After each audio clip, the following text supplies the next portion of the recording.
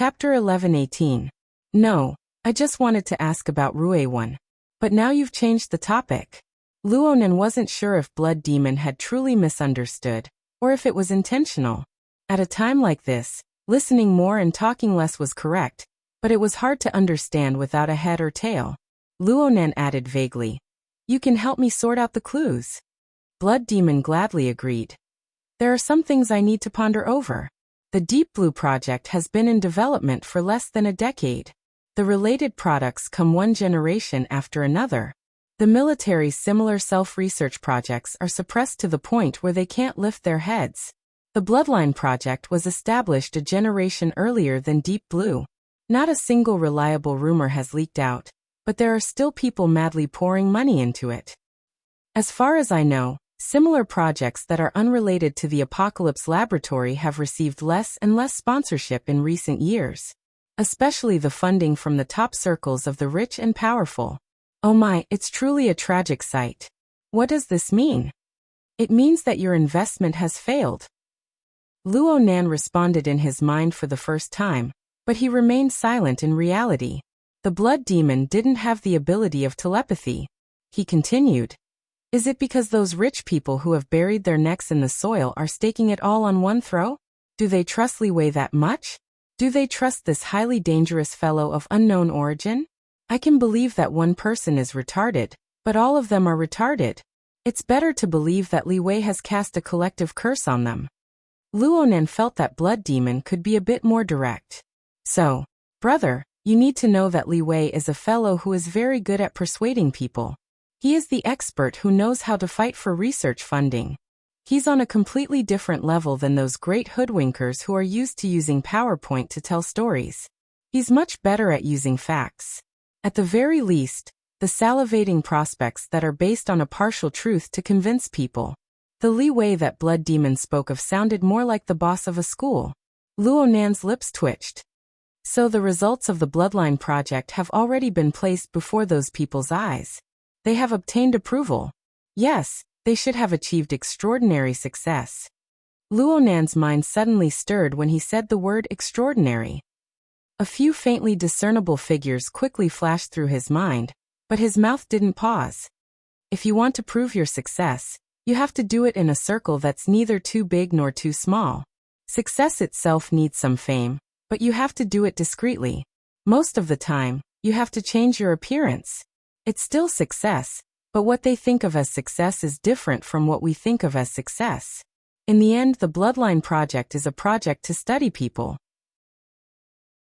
Its most convincing results are also people, such as Rue. When Luonan's understanding of the Bloodline project suddenly deepened by a level as he thought back to the matter of the 2000th young miss. That was how it was strung together. No wonder the Blood Demon kept mentioning names, after he suspected that there was a misunderstanding. It was true that only the names that were deeply related to the Bloodline project could prove the real value of the Bloodline project. If he added the keywords that caused the Blood Demon's misunderstanding. Ha City, which famous person in Ha City? Forgive Luonan for his shallow knowledge, but he only knew of one person. Apollyon, the one who was publicly acknowledged as one of the 16 strongest extraordinaries. The one who dominated the new continent, and the one who formed a restrictive contract with the High Lord of the Secret Contract, was actually related to the Bloodline project? In that case, what was the purpose of High Lord Secret Contract's challenge? The background behind the scenes was much more complicated than what he knew. Luonan couldn't figure it out for a time. Naturally, he had to ask again. But there was no need to mention Apollyon's name at this time. The main thing was that he could feel that the name Blood Demon spoke of was not singular, but plural. So he might as well speak a bit more openly. Mr. Blood Demon, I'll ask you this. There are less than 100 extraordinaries standing at the apex of the world right now. How many of them are related to the Bloodline project? Or perhaps they were released by the Apocalypse Laboratory. These words lingered in Luonan's chest. Luonan's mind was truly odd when he actually said them. Li Wei's influence on Earth had already reached such a deep level? It was probably because Blood Demon had long since made up his mind. Luonan just laughed out loud when he pointed it out. From what I'm saying, anyone who is close to the Apocalypse Laboratory and Li Wei is a suspect. There's no need to talk about Wang Yong that day on the ship. It's possible that Tugu, thousands of miles away. Luonan shook his head slightly when Blood Demon spoke of Tugu. But he didn't interrupt Blood Demon's words. Luonan continued to listen. A bit more extreme. After Li Wei took control of the Deep Blue World and established the Apocalypse Laboratory, any extraordinaries who are close to him are suspects. After all, the extraordinaries have only appeared for 30 years or so from the time they have grown to their current scale. It's not a short time, but it's far too fast when it comes to the level of human evolution. It's so fast that it feels unreal. It would be a bit easier for me to accept if someone was manipulating things from behind.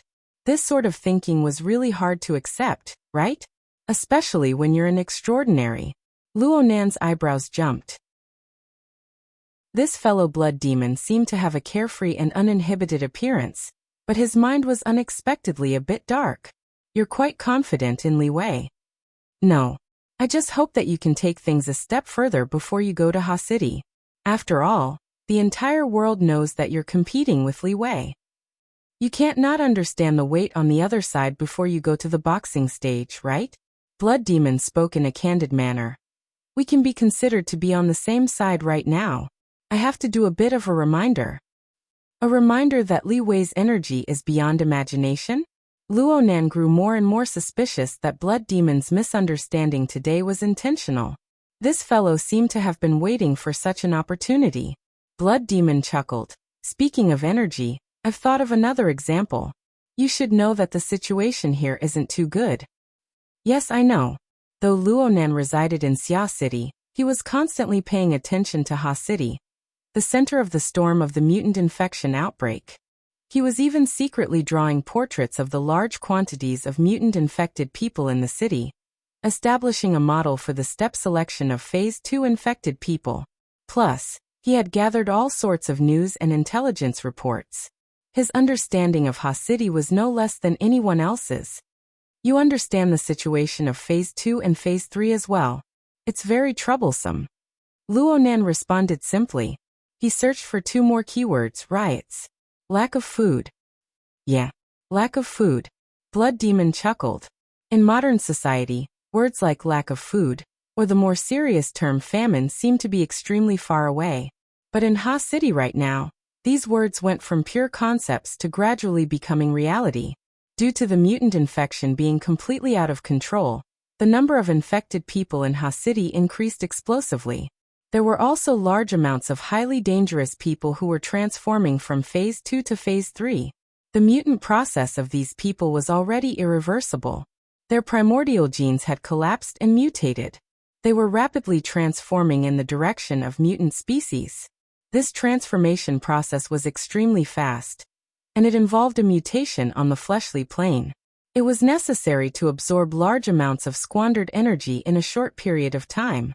Such an energy requirement was destined to be impossible to satisfy with 3 normal meals a day. Therefore, the infected in this stage would transform into the craziest of predators. Under the drive of chaotic and manic emotions, they would seize all resources that they could use.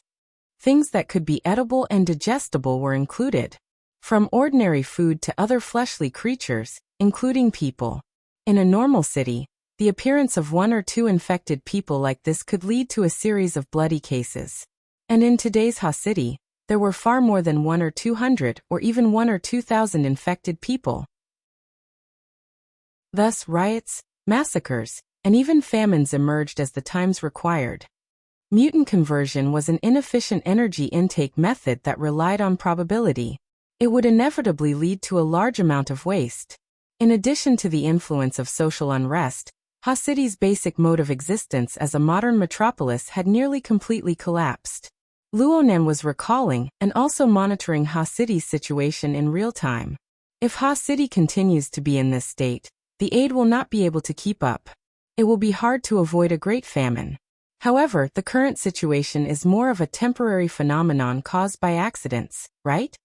There was no need for secret intelligence. Right now, a few conservative news channels were reporting over and over again. Ha City's largest cultivation buildings had caught fire and exploded due to the effects of the riots. The energy supply lines were destroyed, and a considerable portion of the food that was about to be harvested and sold on the market was destroyed. This caused the price of food in the city to skyrocket. The citizens were panic-stricken. Bread was hard to find. Let's not discuss lack of food or famine today. Blood Demon chuckled twice. The example I'm looking for is actually the cultivation buildings. Oh, you know that the cultivation buildings were one of the most important foundational supports for several dozen large metropolises to be built after World War III. Right now, the world's population of 10 billion has already recovered to the level it was before World War III. The population of 10 billion before World War III was basically the limit that the world could bear. After World War III, the world's arable land area exploded from 17 million square kilometers to 1.7 million square kilometers. Under these circumstances, the world was able to support the same number of people even though it had shrunk by 90%. That's right. Luo Nan knew this knowledge since he was in elementary school. The cultivation buildings were undoubtedly the crystallization of the world's agricultural, chemical, and energy technologies that advanced by leaps and bounds. It was also a necessary test point for geography or biology tests. Blood Demon suddenly asked, "What is the essence of the cultivation buildings?" Luo Nan answered without hesitation, "Energy in exchange for output." Where does energy come from? Fusion reactors. Where does fusion reactors come from? From. Luo Nan was suddenly stuck. He didn't continue for a time. Blood Demon continued to ask him, unwilling to let him go. Where does fusion reactors come from? Who holds the technology patents? Why is it that before World War III, the practical application of fusion reactors was always 50 years later? Why did this technology suddenly mature after the war when everything was in ruins? It went from practical application to miniaturization in one go? Luo Nan couldn't answer. Blood Demon still didn't give up. At present, fusion reactors still use magnetic confinement fusion technology. Room temperature superconductors must be used to form an ultra-strong magnetic field. Where does this special, cutting-edge material come from? Okay, where? Luo Nan asked, knowing the answer. Blood Demon's answer was nothing new. Deep Blue World. Li Wei sighed. Chapter 11:19. This time Luo Nan just chuckled twice. Blood Demon gave him a few words of explanation. The Deep Blue World has a special mineral deposit that doesn't exist on Earth. The Apocalypse Laboratory calls it progenitor. Its specific properties aren't too clear, but it's said to be a half-energized marvel. It's extremely difficult to harvest. Some intelligence says that it's impossible to do with the current level of technology. Of course, it's hard to say whether or not Li Wei can succeed. Progenitor? Is it the type that the Deep Blue Walkers use as fuel for their backup energy system? Luo Nan had done in-depth research on the Deep Blue platform. He immediately flipped through the relevant information in his mind. That's progenitor with low purity. To be precise, it's just the impurities of or that have received the energy radiation of progenitor. It's formed through special purification techniques. It can barely be considered a companion or. No, it really can't be considered a companion or. The true companion, or is none other than the super strong magnetic field that wraps the progenitor or within, the ghost stone. This is the origin of the superconducting revolution after World War III. The electrical signal that carried Blood Demon's explanation was transformed into sound waves that entered Luo Nan's ears. It stirred, causing him to let out an extremely faint sigh. The superconducting revolution. Fiske. Another pillar of the modern metropolis, the transportation and energy supply network that was like the blood vessels of the human body, as well as the countless basic materials and technical fields, were actually engraved with Li Wei's imprint from the very roots. Li Wei was truly a boss-type fellow, and this was just the part that he had shown to the people. Many people, including Blood Demon, should be able to guess that the core that supported this powerful power far surpassed the level that Earth's current civilization should be able to display. But so far, Luo Nan had not seen any particularly obvious or decisive evidence, be it from the mouth of the Blood Demon or from the information he had obtained from his own understanding. If given the chance, there would probably be quite a few people in the world who would grab Luo Nan by the collar and interrogate him. Where in the world did you copy that configuration and superconfiguration theory from? But Li Wei didn't seem to know where to start even if they were to interrogate him. In this regard, he seemed to be a bit more low-key than Luo Nan. Frankly speaking, this was because of Li Wei's deep foundation on Earth. It was incomparable. This demon from beyond could not be viewed as a simple isolated individual. It was just like in an RPG game. Before seeing the final boss, one would have to struggle through endless levels for a while. Luo Nan thought for a few seconds. Then he thought about it and finally chuckled. Okay, I get it. Thanks for telling me. Let's talk in detail when we meet later. After thinking about it for a while, he finally chuckled and said, Alright, I understand. Thank you for telling me. Let's talk in detail when we meet again. Blood Demon replied, Sure. We'll talk in detail when we meet. The call ended, and Luo Nan could not help but think a few more things. Li Wei had such a common and close relationship with the extraordinaries of the world. What about the Blood Demon? Blood Demon Demon Luo Demon Demon Blood Demon. Luo Nan actually didn't feel anything strange at all. He shook his head slightly and strolled through the underground laboratory.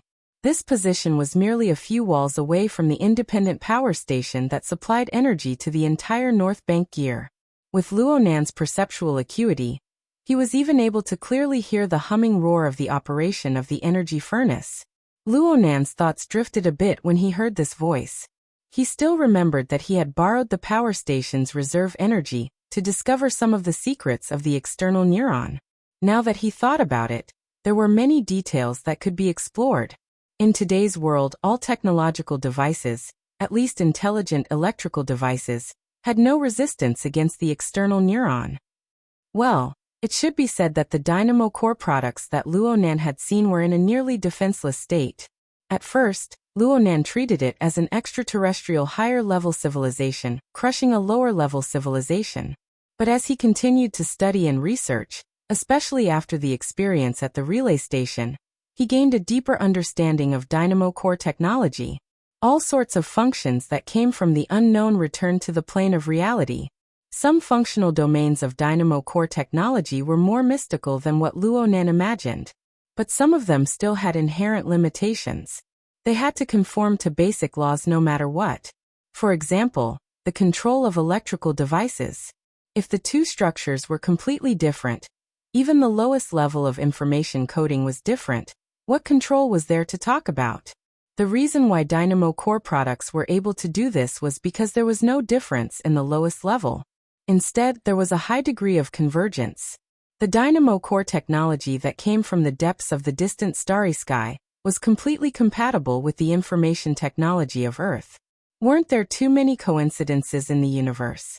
Luo Nan was more convinced that there was a long and deep fusion going on inside than this kind of imagination. Moreover, the weak side was leaning towards the strong side. It was truly meticulous. Luo Nan had already walked out of the North Shore jungle while his thoughts were floating. He arrived at the empty campus. Since it was class time, there were very few people on the large campus of Acumen College. The few people he saw were all in a hurry. Most of the students and teachers were arranged according to their classes. They were arranged into classrooms of various sizes. The school had its own rules and regulations to restrict them. Luo Nan, who had already entered a state of suspension, was a complete anomaly at this time. Of course, there were tens of thousands of students and even teachers in the school. There were many who were impatient with the restrictions of the past. They skipped classes, asked for leave, and were absent from work. Even though some people were in the classroom, their minds were wandering. Some people could even see Luo Nan strolling leisurely on the campus through the windows. It was unknown how envious they were in their hearts. Of course, they were merely envious of Luo Nan's freedom. If these people were to know what sort of price they would have to pay in order to have Luo Nan's current treatment, what sort of pressure they would have to endure, or perhaps they would be restricted by a completely new and unknown set of rules, the vast majority of them would immediately extinguish the thoughts in their hearts. After all, if you had to completely change your current lifestyle habits, even if you had to bet your future as the price, most people would feel that there was nothing wrong with the present. This was habit and order. Luonan absolutely did not dislike order. He even had a relatively strong inclination towards order. But once he clearly identified the layer of darkness that covered the skeleton that supported this layer of order on the surface, the inner marrow that quietly grew within it, and the genes and cells that were rooted upon it, a heavy pressure spontaneously arose from the bottom of his heart. Vaguely, this pressure seemed to transform into a dense demonic shadow that silently pressed against the back of his head. It could break his flesh and scrape his bones at any time to deal a fatal blow. At this time, the so-called order was quite hateful. Luonan rubbed the back of his head and muttered to himself. In order to maintain the entropy decrease within a system, there must be a channel to handle the entropy increase. That channel? Where is the sewage pipe that conforms to the relevant magnitude? If he wanted to subvert this order, where should he start? June 16, 2097. The third Sunday of June. Influenced by a certain powerful civilization before the Third World War, it was also known as Father's Day. It was basically one of the world's commemorative days of consumerism. This morning, Luo Nan's family finally broke free from the demonic claws woven by Mrs. Luo Shuqing and the Home AI, old Mo. After working overtime for many days, Uncle Mo Haiheng finally had the time to rest. He personally cooked a sumptuous and delicious breakfast for everyone. And today the entire family was gathered together. Even that idiot Mo Peng actually crawled out of bed before lunch on the weekend. The 6 of them surrounded the table. They weren't pressed by the time of work or school. They spoke one after another, chatting as they ate. They were quite amused. Right now, the main topic at the dining table was Rui 1. Mo Peng gulped down his breakfast in a few gulps and concentrated on gossiping. Last night, someone posted a practice video. Rui 1 didn't participate in the video, but what's the meaning of her repeatedly appearing in the camera? Rui 1 was talking about Rui 1, but Mo Peng's eyes shot a glance at Moya. Mingtang culture is simply leaking air from all sides. Even I wouldn't go to this extent. Is there an end to this hype? Rui 1 didn't respond at all. She just ate in small bites. She looked quiet and delicate, but it also seemed like she was tasting the fresh fragrance of each mouthful of porridge soup. It was unknown what these ordinary foods looked like in the end from the level of her perception. Luonan looked at Rui 1 for a long time. He subconsciously wanted to reach out and rub her head. At this time, Moya leisurely picked up a sesame pancake and tore it open. Since you know it's hype, why are you still wasting time? Can't I pay attention to a beauty? Mo Peng spoke boldly and confidently, but as a result he was met with a cold glare from Mrs. Luo Shuqing. His momentum immediately fell to the ground and he laughed. I just think you guys are going too far. There are already people in our class who are betting on whether or not Rui 1 will make her debut. I heard that there are people on the internet who are starting a fan club. If this goes on, it won't be easy to clean up the mess. Moya was like Rui 1. She ate the pancake in small bites. It was just that she was the one who made it. She ate the staple food like it was a snack. It won't be easy to clean up the mess. It's convenient for you to earn money. You can have Rui 1 sign it and sell it outside. No, absolutely not. Mo Peng received the unfathomable gazes of his parents at the same time. He nearly peed his pants in fright. He immediately raised his hand and cried out in injustice. I used it myself. I just wanted to ride on the popularity and draw some attention online. I wanted to gain a few more fans. Really? Mrs. Luo Shuqing's expression remained unfriendly. Mo Haiheng dismissed it with a laugh. His gaze turned to Moya. Your company has gone a bit overboard these past 2 days. At first, it could be said that they were protecting him, but now that we've seen the results, they're still unwilling to stop. Who knows what kind of trouble they'll cause in the future? If it's not convenient for you to tell me, I'll talk to them. Moya shrugged. What's so inconvenient about it? They've obviously been blinded by the heat these past 2 days. Speaking up to this point, Moya asked, the demonstration hasn't stopped until now. Does the government have any sincerity? Don't let those old matters cause problems in the end before the mutation infection is messed up. Mo Haiheng shook his head. It's not easy to go through the files. He played the same old trick, casually changing the topic. He looked at Luo Nan. You're going out today? Luo Nan grinned. Yeah, I came back before dinner.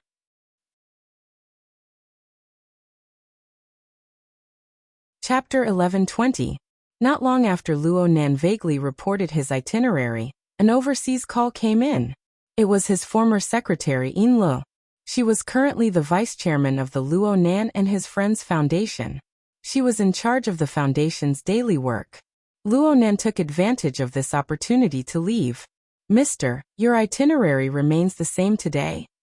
Yes, I'll be leaving right away. Luo Nan turned around and waved to his family. He went upstairs to change his clothes. Mrs. Luo Shuqing confirmed from behind. Are you eating at home tonight? Yes. Luo Nan responded casually. Inla spoke at this time. Mister, are you going by yourself? Luo Nan returned to his room. He adjusted his clothes as he spoke. Of course I'm going by myself. It's the most convenient. Inla had already called him last night. The reason why she was so concerned was because she was the one who provided the coordinates for Luo Nan's destination today. It was an abandoned laboratory located northwest of Spring City at the southern end of the Hengduan Mountains. It was also the place where Luo Nan's mother, Mrs. Bo Qingwen, had died. Luo Nan wished to go there to offer his sacrifice. This was something he had desired ever since he could remember, but he was unable to do so. Today was Luo Nan's birthday, and it was also the anniversary of Bo Qingwen's death. He wouldn't delay any longer no matter what. It's like this, mister. Inla did her best to sense Luo Nan's emotions. She spoke carefully. I reported to you that I found an informant when I confirmed the coordinates. He worked in the laboratory back then. Today, he found me and said that someone hired him to lead the way to the laboratory ruins. It seemed to be for the sake of offering his sacrifice. He asked me if I was one of them. Luo Nan furrowed his brows. Who's the employer? He's not too sure. He said it was arranged by the boss. Inla paused for a moment. Seeing that Luo Nan didn't immediately ask for details, she explained softly. It's been half a year since the end of last year until now. Several groups of people have confirmed the location of the laboratory ruins through him. Right now, the pattern has already been set. I know. It's my problem. Luo Nan had long understood this point. It was nothing more than his radiance during this period of time. People coveted him, wanting to trace back to the source and obtain some benefits. After the series of events with Snake Tongue and Jin Tong, these people didn't dare to come to Xia City. Otherwise, places like the North Bank Gear and the Treehole Space would have been sieved several times. They couldn't come to Xia City, so some of them went to the wilderness to search for traces of the Luo family's laboratory. The exposure of the Luo cult and the 70-format laboratory back then might have had a lot to do with Luo Nan. Right now, both sides had Luo Nan's telepathic lock onto them. And there were people searching elsewhere. They searched and they found this place. Luo Nan laughed and didn't mention it again. He looked at himself in the mirror and went downstairs. He asked Inla, is there anything else? Indeed, there were. Inla became more careful with her words. The foundation will send employees to various places and establish offices. Some cities need to submit information, especially the census plan. They can only proceed to the next step after the review. Luo Nan laughed. Ha City and Shi City are in such a mess. Do you want them? It just so happened that he was walking to the staircase on the first floor. When he heard the keywords Ha City and Shi City, everyone in the family, including Madame Luo Shuqing, looked over. They looked at Luo Nan's side, white on the inside and black on the outside. His clothes were concise and solemn. They were a bit stunned. Luo Nan waved his hand at them and quickly left through the living room. Their attitude is very firm. Inlu replied in a low voice. The voices of support are very loud. This matter involved the operation of the Luo Nan and his Friends Foundation, as well as the direction of the future global census. Luo Nan had already set the tone on this point. If they wanted to do a census, they would start with Ha City and Shi City, where the contradictions were the sharpest and the most chaotic. It seemed like the contradictions were sharp, but it was actually easier to fish in troubled waters. They could even blur the focus when necessary. But to do all this, They needed the full support of the city administrators. Of course, the most important ones were Apollon and Bat Guru. Putting the latter aside, no matter how difficult it was to deal with Apollon, he had the eye of the secret contract to mediate in the middle. There shouldn't be any major problems. But Luonan had communicated with Blood Demon last time. He had to pay attention to the subtle relationship between Apollon, the Apocalypse Laboratory, and Li Wei. But before Luonan could pay attention, a demonic moth appeared on the other side.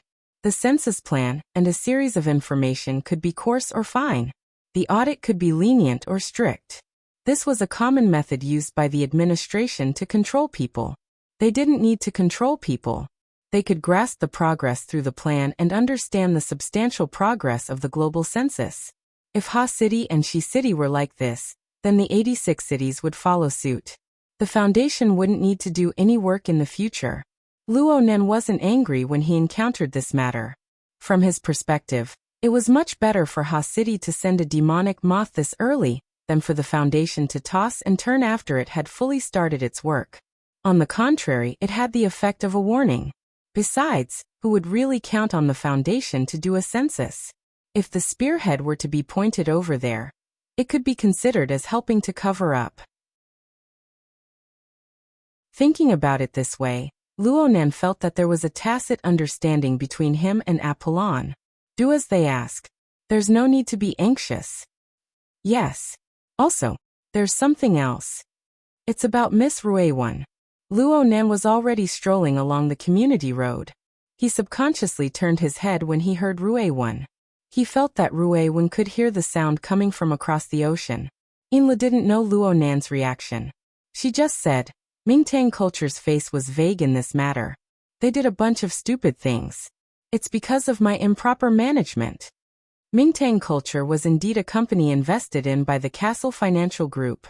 Inla had taken the initiative to communicate and apologize. But Luonan didn't really care about this. In fact, with the current situation, the first one to be ambiguous was himself. This was because Luonan really didn't understand the abnormal attention and concern Rue when displayed in this public matter. It was hard to make a conclusion on what kind of problem it was. Perhaps this was an opportunity. It could enrich Ruewan's overly monotonous life and help this little girl perfect her basic thinking circuits. It wasn't a bad thing. Of course, this couldn't be built on the foundation of psychological harm. The problem was, could this degree of disturbance really harm Ruewan? Luonan didn't feel that this was a possibility for now. Aside from this, Luonan had an independent train of thought. It was just that it wasn't clear and mature enough. It was still faintly discernible. He needed to sort it out a bit more. Mingtang culture doesn't matter. Let's wait a bit more. Let's see what happens next. Yes. Inla was most likely more concerned about whether or not Luonan would get angry. She let out a sigh of relief when she saw him play it down. But there were some words that needed to be said.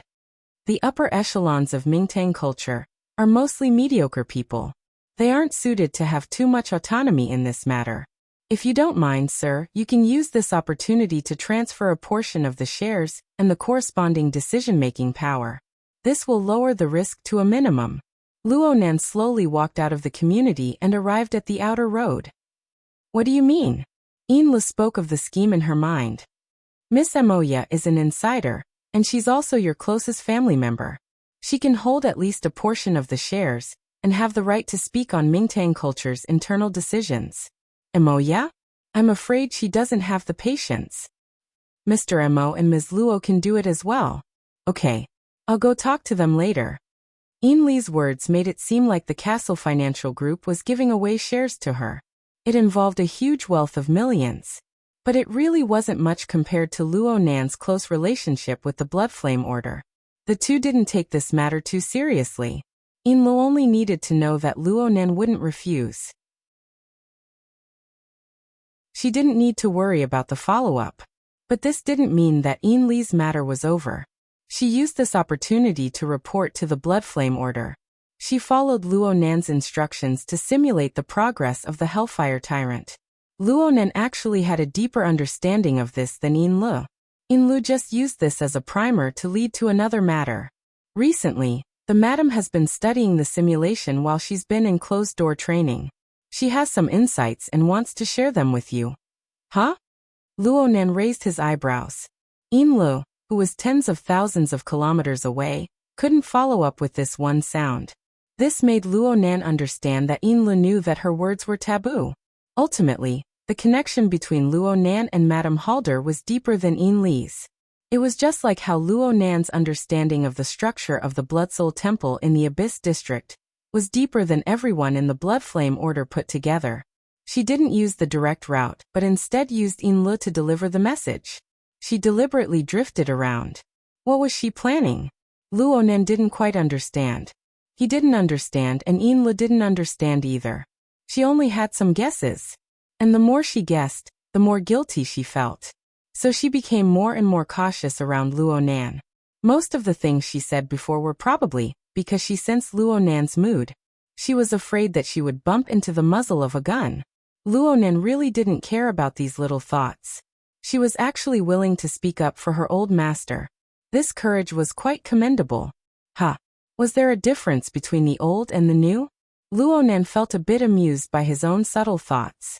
He was already walking on the street right now, far away from the residential community. It was a weekend morning, and the flow of people was much less than usual. The streets were empty, but he felt the sea breeze, slowly dispelling the dry air of early summer. Continue speaking. Inli's voice grew weaker and weaker. Sir, the madam's meaning is that you just so happen to be going to Spring City. Yes, Spring City. Luonan turned his head and looked at the silhouette of the rising sun behind the scale-like clouds behind the tall buildings. He slightly narrowed his eyes and waited for the sun to shift in the clouds. The brightness and obscurity changed. Finally, rays of light filled the void and streaked through the gaps between the buildings. They shone on his body, and his skeleton suddenly turned transparent. He disappeared without a trace in the blind spots of pedestrians and surveillance cameras. But in the next second, all the electrical equipment in the surrounding 100-meter diameter area suddenly short-circuited. The street soon turned into a chaotic mess. Luonan felt a bit of what he had created, but he had no way to do it for the time being. He lifted his hand and moved his fleshly body. The distance was quite far, and he didn't have the anchor point of the Horned Demon last time. It was hard to avoid a bit of power leaking out. The smoke and fire were a bit heavy, and it was hard to avoid President Ouyang's reprimand. Luonan just turned his head again. He used the position and height of the sun to confirm his current location in the cracked, deathly stillness of the wasteland. At the same time, he spoke to Inlu, who had just reconnected with the communication. It's a bit remote. I'll go look for her when I'm done.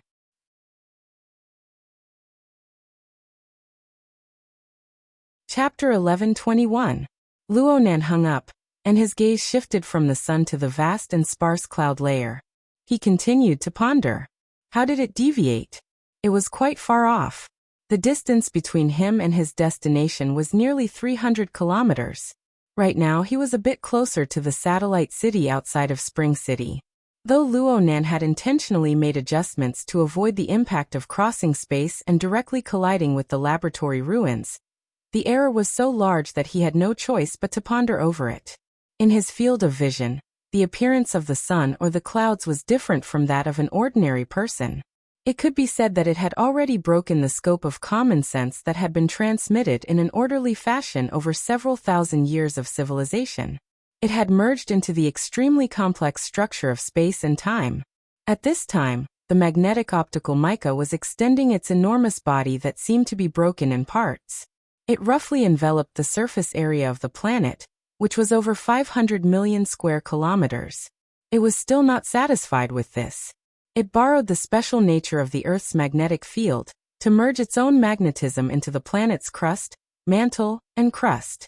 It intersected with the different rotational speeds of the different layers of regions. It felt or attempted to play with the spatial magnetic field of this planet, and it fused with the surrounding distorted structure of space and time. At the same time, it closely followed the impact of the solar wind on the Earth's magnetic field. It mixed with the stream of rays and particles ejected from the polar regions. It naturally changed its nature and flowed deeper into the universe's space. It looked wanton and random, completely disregarding the integrity of its form. Or perhaps, as long as the subtle and profound magnetic structure existed, no matter how it tore and deformed, its essence was still one. As for whether or not its creator and controller could keep up, that was another matter. Of course, the magnetic optical mica had a reserved instinct in its endless process of expansion. Within the range of influence of its magnetic field, the magnetic optical mica used its special perspective to observe everything that existed in this area. It attempted to dismantle and piece them together into a more suitable structure. From Luo Nan's perspective, this could be considered a kind of aesthetic. Well, if he followed the magnetic optical mica's aesthetic taste, the world had a population of over 10 billion people. There were animals, plants, microorganisms, mutants, and other non-living existences that were trillions and trillions of times more numerous than humans. This included water, soil, minerals, and other non-living existences.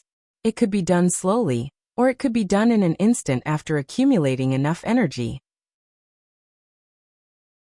Every time Luo Nan touched the magnetic optical mica, he would feel a sense of accomplishment, as if he had saved the world. Fortunately, he managed to control this terrifying nature that humans could not understand, and did not let this being that he had created with the potential of a great monarch completely distort all life on Earth and even the space and time of its existence. The question was, who made this thing? No matter what, it was now under control. At the very least, there were no signs of it starting. Now that he thought about it, the magnetite mica he had encountered at the relay station was extremely powerful, and had single-handedly suppressed the Heavenly Yuan Empire's army. However, if one were to look into it carefully, it was probably also restricted by the poisonous environment. Its range of influence was greatly reduced, and it only occupied a single planet. The distortion of space-time environment was also not strong enough. As for the one on Earth, it was still controlled, wasn't it? Luo Nan's mind raced a few times before he found the root of the problem. The problem lay in the restrictions. It was precisely because of his restrictions that the magnetic optical mica was unable to completely mold the space-time environment, according to its aesthetic standards. There were certain rules and differences between the space-time of Earth and Earth. When Luo Nan came over, he relied on the cloud energy phantom of the magnetic optical mica that covered the entire world to realize the teleportation and shuttle. He followed the laws of the magnetic optical mica, and this formed a certain deviation from the true environment of Earth's spacetime. Luo Nan's recent experiments had all been conducted in the vicinity of Xia City. Even if there was a deviation, it wouldn't be too obvious. The only time he had done a long-distance teleportation, he had anchored the remains of the horned demon. It didn't have any value as a reference.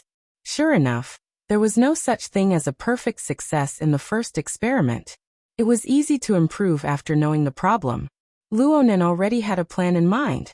If he wanted to borrow the magnetic optical mica's fast tunnel and eliminate the error inside, he would either have to release the nature of the magnetic optical mica and let the Earth's spacetime it covered distort into the way it wished to, or he would have to perform a correction calculation between the magnetic optical mica and the local spacetime.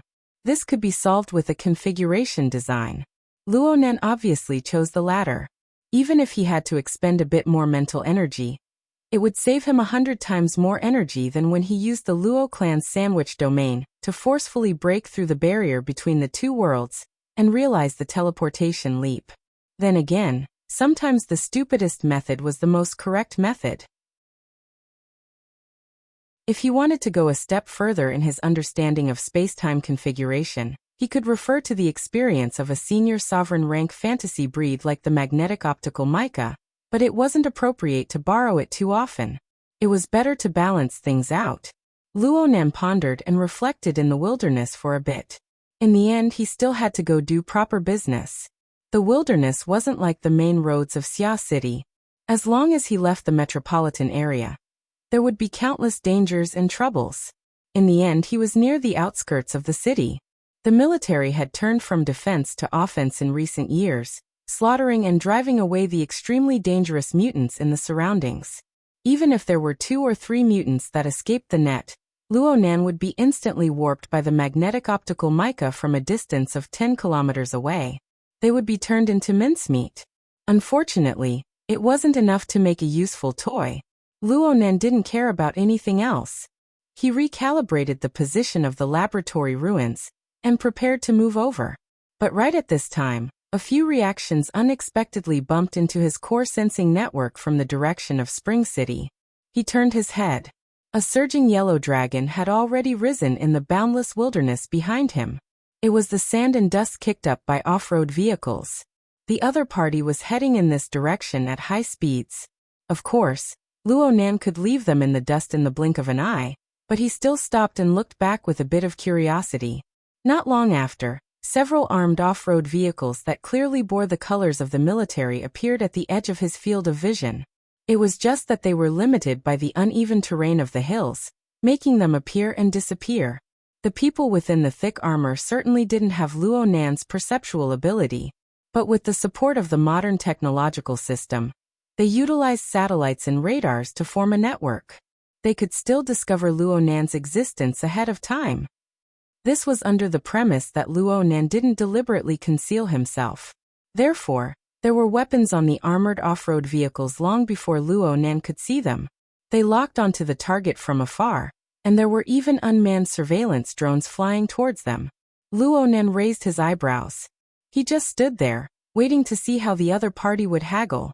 And over a dozen kilometers away, Lieutenant Colonel Chun of the Spring City Close Defense Army scratched his head within the vehicle that was stirring with dust.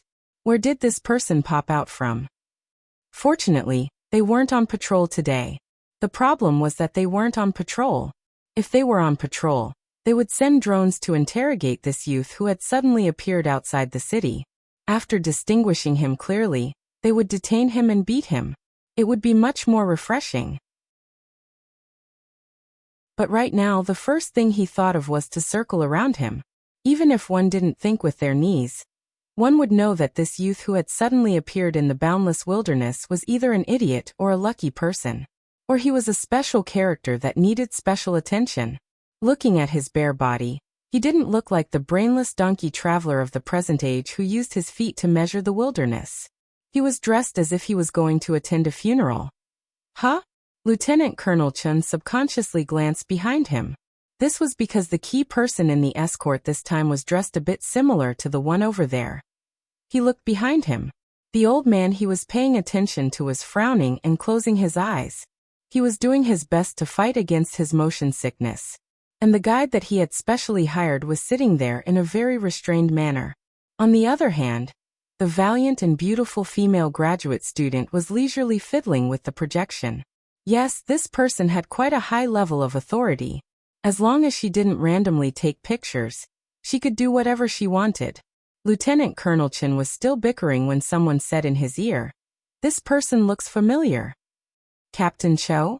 Cho Wei, who was beside him, was a bit lower in rank than Lieutenant Colonel Chin. But he had the halo of a Spring City hero. He was also a full-time member in charge of this security mission. Lieutenant Colonel Chun still valued Cho Wei's opinion, especially when Cho Wei's words had substance. "You've seen him before?" Cho Wei shook his head. "I think I saw him in the distributed information." Huh. Lieutenant Colonel Chun cast his gaze towards the onboard AI projection interface. It had long since analyzed the recorded image, but there were no results. He could basically confirm that this person wasn't a resident of Spring City. Then, where did the information come from? Lieutenant Colonel Chun could only ask. As a burner, Cho Wei's authority in certain areas was above his. "Hello, Junior Luo?" Before Cho Wei could reply, the female graduate student had already turned on the communicator. She was probably calling the school. Lieutenant Colonel Chun frowned. Before he could say anything, his sensitive ears heard a faint echo from the other side. "Senior Sister Tang? I see you." The one who was surprised wasn't the other side, but the one in the car. The other side laughed. "I see you too." At this time, on the projected interface of the AI, the teenager waved his hand in the direction of the camera. Very quickly, the other side gave a thumbs up, looking like a poor backpacker asking for a ride. Lieutenant Colonel Chin only felt that it was absurd. At this moment, two people in the car spoke at the same time. "Stop the car." The one who spoke was the female graduate student who had called earlier. The other was Captain Cho Wei, who was beside her. At this moment, the car was only about 2 kilometers away from the teenager. Lieutenant Colonel Chen subconsciously replied, "Stop now. Bring him up." The female graduate student replied matter-of-factly, "Cho, he actually didn't object." Lieutenant Colonel Chen's brows were tightly locked. Due to his trust in Cho He, a professional, he still readily agreed. "Stop over there for a moment." 2 minutes later, the armored motorcade stopped. The teenager boarded the car without a trace of politeness. His mouth was quite sweet as he repeatedly said things like, "Sorry for the trouble, everyone." As the commander, Lieutenant Colonel Chen actually didn't react. He just stared blankly at the information Cho He had pulled out. At this time, the old man in the back of the car who couldn't withstand the tossing and turning opened his eyes. He just happened to meet the teenager face to face. He was a bit muddle-headed from the motion sickness just now. "Hey, this is? You're Professor Wu." The teenager's attitude was very respectful. He still bowed in the narrow space. "I've often heard Senior Sister Tang and Senior Sister Tian mention you and Professor Pan." The old man in the car was Professor Wu Zuanliang. He was older, but his mind was first class. He was startled for a moment before he straightened his back. Tianxi? You're... Yes, she's mentioned you many times. Qingwen and Zhongheng's child, Luo Yuandao's grandson Luo Nan. Luo Nan bowed again. "It's me, Professor Wu."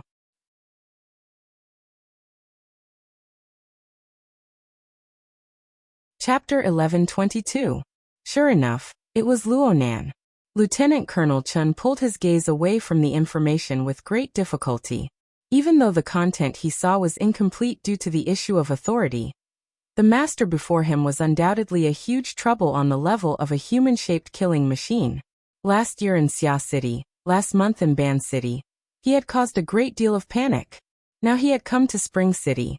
Lieutenant Colonel Chen was unwilling to let Luo Nan get on the car. Of course he was unwilling. But this master had even made the gesture of hitching a ride. If Lieutenant Colonel Chen dared to refuse, only the heavens knew whether or not an infrasonic wave would immediately follow. Of course, looking at Lieutenant Colonel Chen's attitude toward Professor Wu Zuanliang, the infrasonic wave would most likely have a direction. The target would only be Lieutenant Colonel Chen himself. All sorts of thoughts rose and fell in Lieutenant Colonel Chen's mind. He madly added scenes for himself, but in the end, it was only a method to reduce the pressure. As a qualified military personnel, he promptly sent the news of Luo Nan's appearance in Spring City to the higher command notes, giving those truly powerful people headaches. But then again, Luo Nan was the most worry-free person in the car just from the surface. He perfectly displayed the cleverness that a person his age should have in front of a senior like Wu Zuanliang. "Oh my God! I called you so many times. Why didn't you come to the house?" In the end, it was our family's old Pan who took the initiative to find you. Wu Zuanliang was an old man who was full of energy. His voice was loud and clear. Once his emotions rose, there was no room for others to speak. Plus, he was good at making decisions for others. He pulled Luo Nan to sit beside him and spoke over and over again. "You're going to offer sacrifices, right? Who are you coming with? By yourself? This is too dangerous. Let's go together. Let's go together." What else could Luo Nan say aside from nodding? Even in Acumen College, Professor Wu Zuanliang was famous for his temper and nagging. He was like this with people he hated, and he was like this with people he liked. A dozen seconds later, Luo Nan couldn't take it anymore. His gaze turned to Tang Yi, who was also peony. Tang Yi intentionally used the brim of her hat to block his line of sight. Luo Nan was helpless. He could only save himself. He took the initiative to pull Wu Zuanliang into a new topic. "Didn't your research come to an end? Did you come to Spring City to take it a step further? Hey, you pay attention to this field as well? Did you listen to the report at the academy?" "I was out of town at the time, but it's true that I've been paying attention all this time. Senior Sister Tang has provided me with quite a bit of information." Luo Nan quickly dragged Tang Yi into the water. "Senior Sister never mentioned this to you." Thanks to her care, I have a laboratory in the Mystic Arts Research Society under her rule, which is at North Shore Gear. Wu Zuanliang wasn't an old pedant with a one-track mind. His emotions had just gotten to the top of his head, but now his thoughts spun a few more times. He recalled the relevant information his wife had mentioned, as well as a few rumors within the circle. He used his old eyes that weren't dizzy to size up Luo Nan a few more times. You're so young. You're only 16, and you're already taking over old Luo's job? 17. Luo Nan corrected him seriously. Looking at your face and listening to your croaky voice, I'd believe it even if you cut off 3 or 5 years. As for your height, there's still room for improvement. Back then, Zhonghing and Qingwen weren't short. Wu Zuanliang saw that Luo Nan was about to stray thousands of miles from the main topic, but he used his rich experience to pull the topic back. I heard from Old Pan that you're more interested in Qingwen's original path. You seem to have quite some achievements. You rely on your own ability to make a living. You're young, but you're amazing. Luo Nan laughed. You flatter me. There's no need to flatter me. I still have more to say. We men aren't strangers. There are some things I'm not afraid to say to you. From the looks of it, this project is quite imaginative. It can incite people even more. In comparison, the evidence is a bit weaker. It's fine for a young man to be interested. You don't have to worry about putting your energy into it. But you need to make thorough preparations. Don't have thoughts of accomplishing everything in one go. Tang Yi lowered her head, pulling the brim of her hat even lower. Luo Nan blinked. Then you came over this time for the sake of enriching evidence? I'm here to fan the flames for the investor. I want to see if I can stir up a few sparks. Wu Zuanliang really didn't avoid it at all. You have to do a few things to spend other people's money. It's still a bit early for you to learn these things. Luo Nan laughed again. Wu Zuanliang couldn't really lead a child astray, so he changed the topic. Oh right. Let me introduce you. This is Dr. Wang Xiao. He once worked with Qingwen in the laboratory. This time, I'm asking him to take us to the laboratory ruins. He was referring to the tightest person in the car. Luo Nan turned his gaze and bowed slightly to the balding middle-aged man. Hello, Dr. Wang. Hello. Wang Xiao looked like a pure researcher. He wasn't very good at socializing. He needed Wu Zuanliang to liven up the atmosphere. Wang Xiao, you should have met Luo Nan before. He stayed in the wilderness for nearly 3 years when he was young. I've met him before. In the health pod. Wang Xiao instinctively felt that something was wrong when he spoke to this point. He hurriedly shut his mouth, but he didn't know how to continue. He was stuck there. Luo Nan was a bit startled, but a smile soon formed on the corner of his mouth. I've heard my aunt talk about this before. It's just that it's been passed down a few times. I don't know the details anymore. I can only guess blindly by myself. Is the health pod still there? It was still there when we left. Wang Xiao was shrouded by Luo Nan's gaze. He inexplicably felt a bit breathless. His words were a mess. Then there was an earthquake. I don't know what happened. Earthquake? Luo Nan's consciousness was a bit erratic. Lieutenant Colonel Chen adjusted his state of mind at this time. He took the initiative to talk. In 94, a group of volcanoes in the southwest suddenly erupted, causing an earthquake in the surroundings of Spring City. The laboratory was abandoned for many years.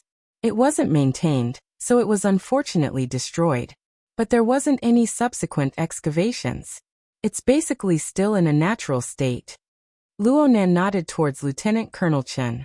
Actually, he had already learned of the relevant information before coming here. The source of the information was none other than Dr. Wang Xiao, who was in the car.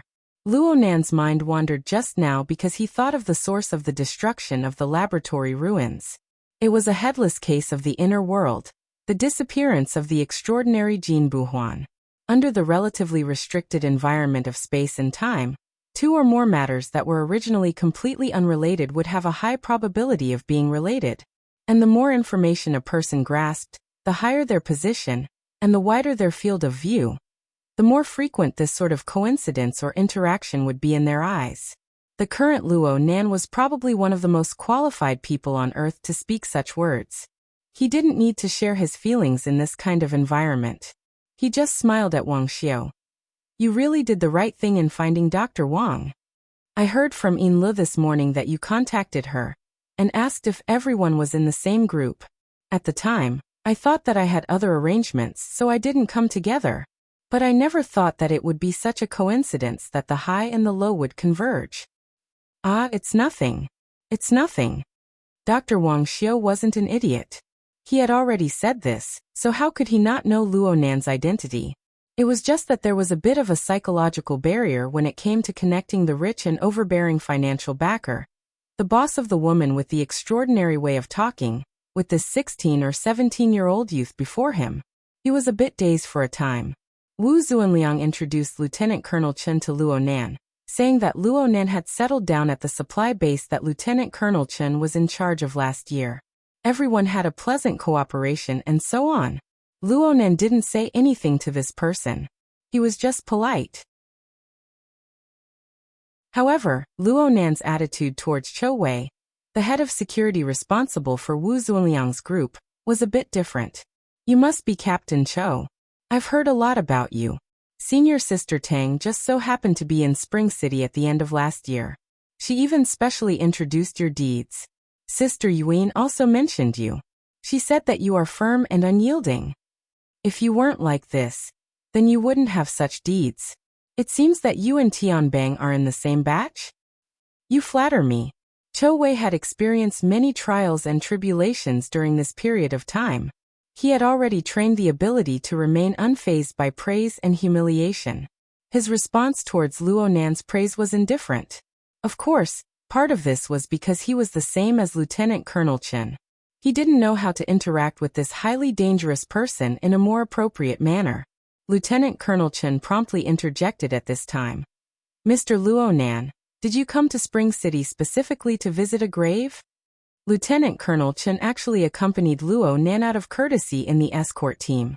This was mainly because the wilderness laboratory ruins were within the range of his supply base. Chou Wei had taken over Senior Colonel Meng Tu's position from last year. This also resulted in some words that Chou Wei spoke rather stiffly. Lieutenant Colonel Chen was relatively more natural.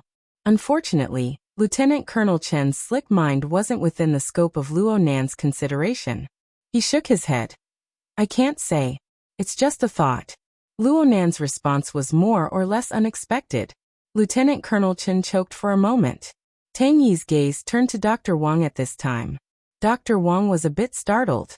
Fortunately, he reacted and took the initiative to explain. Dr. Bu wasn't buried here. The environment of the wilderness back then was much worse than it is now. When we come to work in the wilderness laboratory, we have to do two things before we start working. The first is to sign a risk notice. The second is to make a will. After Dr. Bu passed away, her ashes were scattered in the wilderness according to the requirements of her will. There was nothing we could do about it. Wu Zuanliang had a wealth of experience working in the wilderness. He patted Luo Nan's hand and sighed.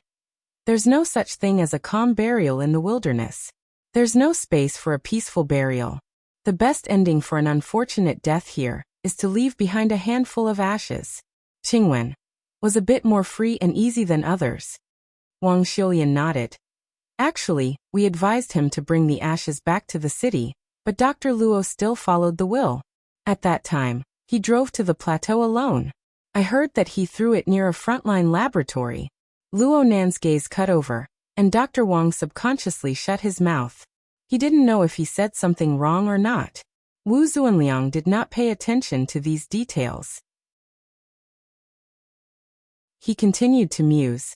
All these years, my old pan has been brooding over this. He doesn't even know where Qingwen is buried. It wasn't easy for me to get the news from Luo Yuan, but it's just like what you said, Xiao Nan. Luo Nan didn't look at anyone this time. His eyelids drooped as he repeated the key words from Wu Zuanliang's words. Luo Yuan?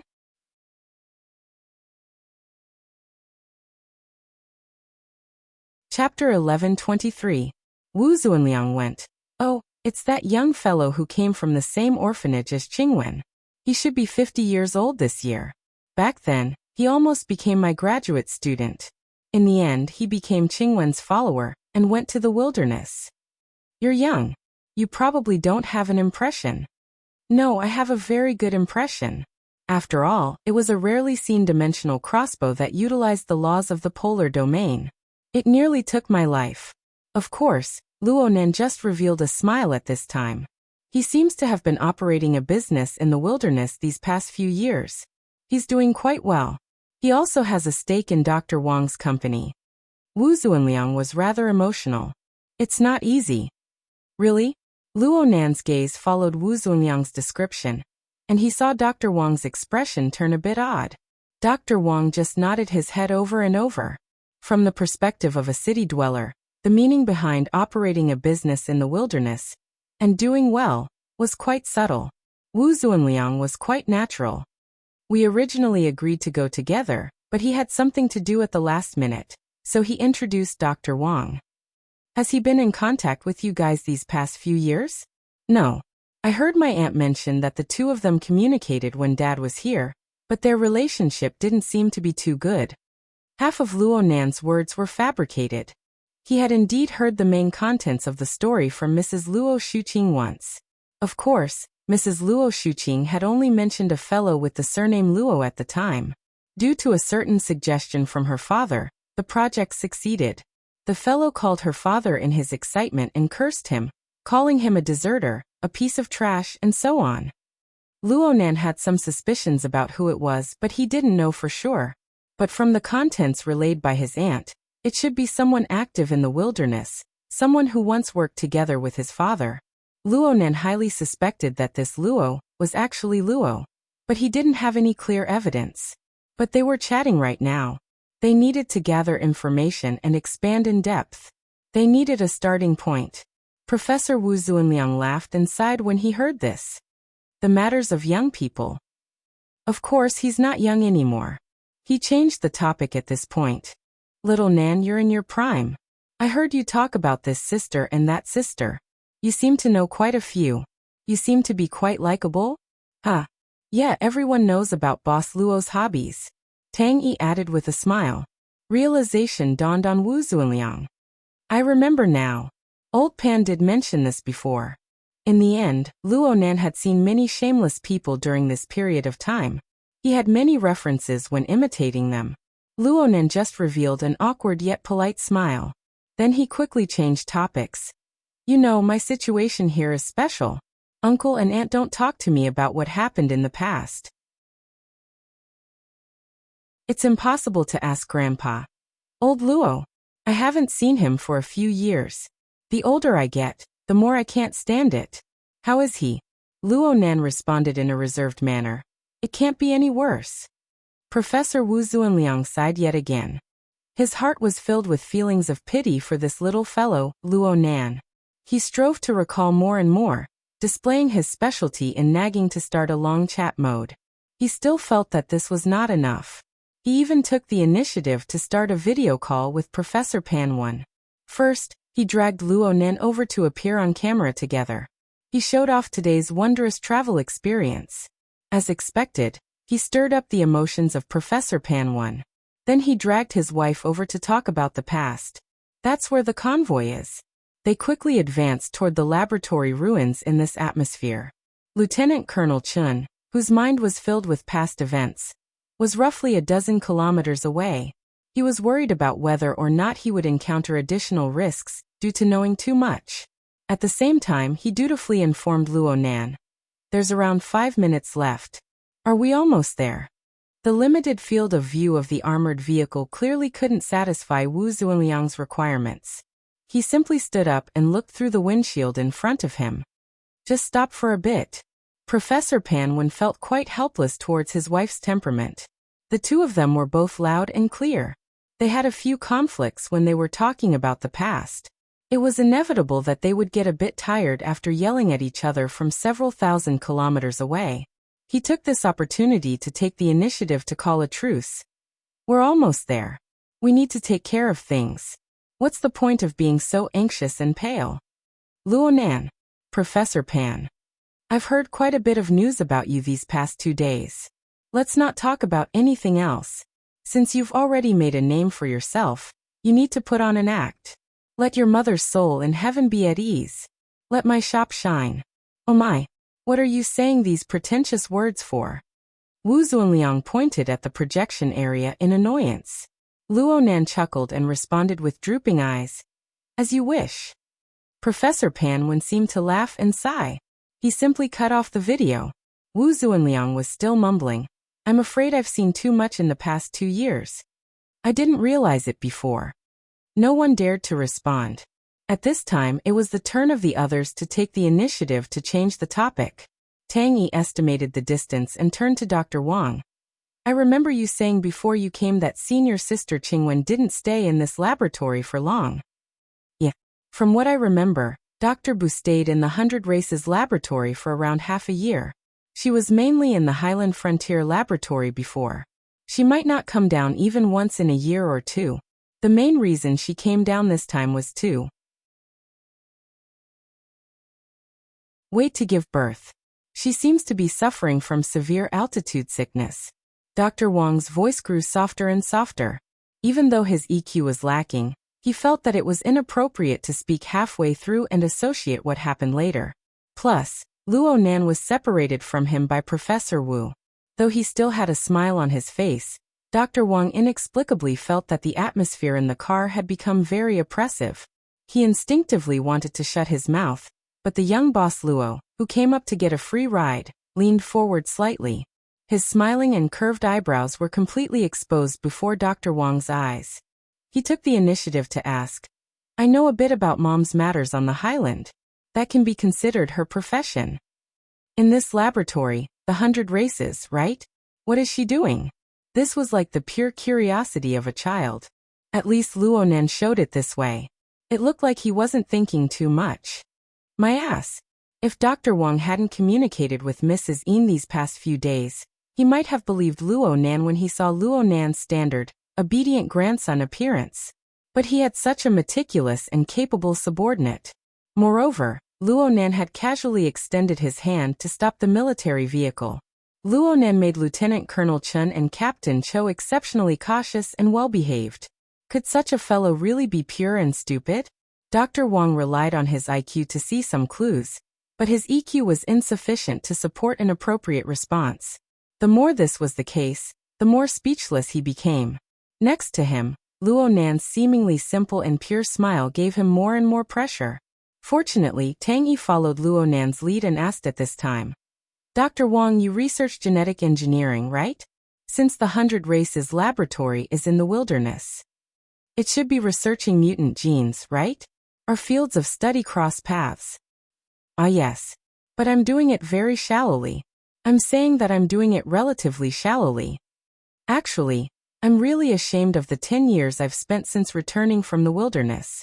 As long as he could open his mouth to speak, he could erase the awkwardness and reduce the pressure he felt from Luo Nan. Dr. Wang couldn't care less. Actually, the things I'm researching right now are much shallower and more fragmented than when I was in the laboratory.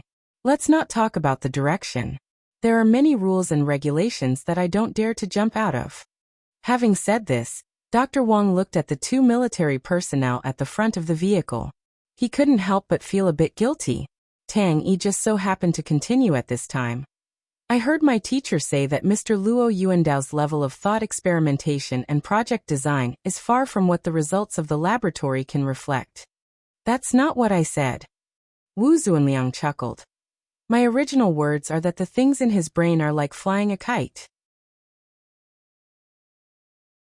The wind is just a bit stronger, and all the serious experiments that are tied to the back of his head fly away. Having said this, the old man felt that Tang Yi was going a bit overboard when he saw the gaze Tang Yi cast over. He hurriedly patted the back of Luo Nan's hand twice. You understand the intent. You understand the intent. Tang Yi's explanation is quite good. Luo Nan smiled and nodded. I understand. Sometimes grandfather's train of thought is dragged particularly far away. However, I feel that his research on the biological plane is quite solid. I've only studied a portion of the notes. It's mainly some knowledge on the application of targeted drugs. But I feel that there should be even more fundamental things existing beneath this applied knowledge. So I want to ask Dr. Wang, What was the research related to genetic engineering back in the 100 Races laboratory? Were there any clearer results? You wouldn't have a confidentiality agreement or something like that, right? The agreement has already expired. Actually, later on, Dean Luo. Oh, that's Mr. Luo Yuandao. That's what we all called him back then. When Dean Luo was investigated, the relevant agreement became invalid. So you're saying that a lot of the results have already leaked out? You can say that. Dr. Wang's forehead unconsciously beaded with sweat. He didn't know why the topic had suddenly changed to such a sensitive and serious direction. He still wanted to salvage the situation. At this time, talking about the details of Bo Qingwen back then didn't seem that hard to accept. There were indeed many topics in the laboratory back then, including the controversial formatting theory. But I didn't come into contact with these things back then, and I didn't really understand them. From what I know, Dr. Bo was mainly recuperating back then. He didn't take on any specific tasks. From what I remember, helping Little Wu design a special petri dish is one of them. Little Wu? Wu Jun? Wu Zuanliang interrupted. I haven't seen Wu Jun in 6 or 7 years. Luonen blinked his eyes. Aunt Wu Jun's surname is also Wu. She's your. You can say she's related. After all, you can't write 2 Wus in one stroke. Hey, do you remember things from your childhood? Or did I just say? No. I met her friends and family in Spring City. Luonen was referring to Yanfun and Polio, whom he met in the Yuhol market in Spring City. As his thoughts spun, Polio, the former bosom friend, who viewed his father as an enemy, flashed in Luonan's mind with a stubborn and adorable face. Luonan subconsciously laughed, but he soon frowned. The car slowed down at this time. They arrived at the laboratory ruins.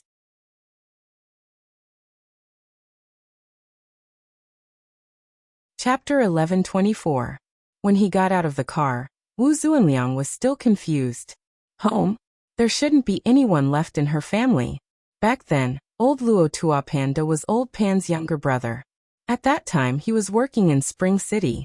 Old Luo asked him to help recruit a few graduate students who could work nearby.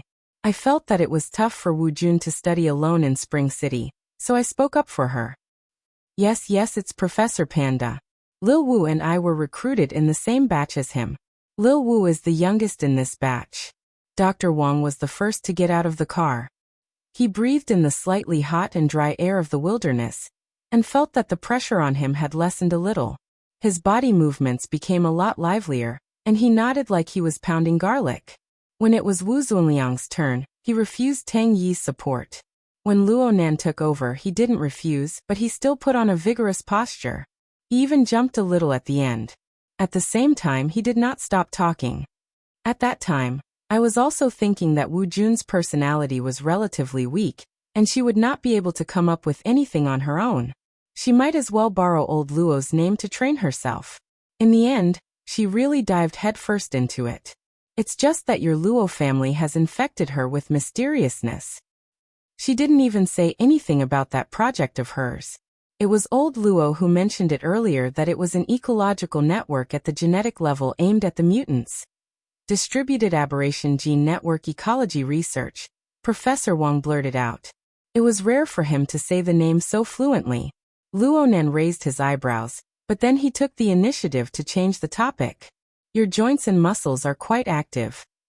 Luonan gave an appropriate evaluation. She usually takes care of herself properly. She soaks in the health pod quite a bit. Moreover, it should be targeted training. Wu Zuanliang felt that Luonan's words were objective and that his vision was unique. Wu Zuanliang felt quite comforted in his heart. City people do field work. Don't they have to put in a bit of effort? As the old man spoke, he stood still and looked around.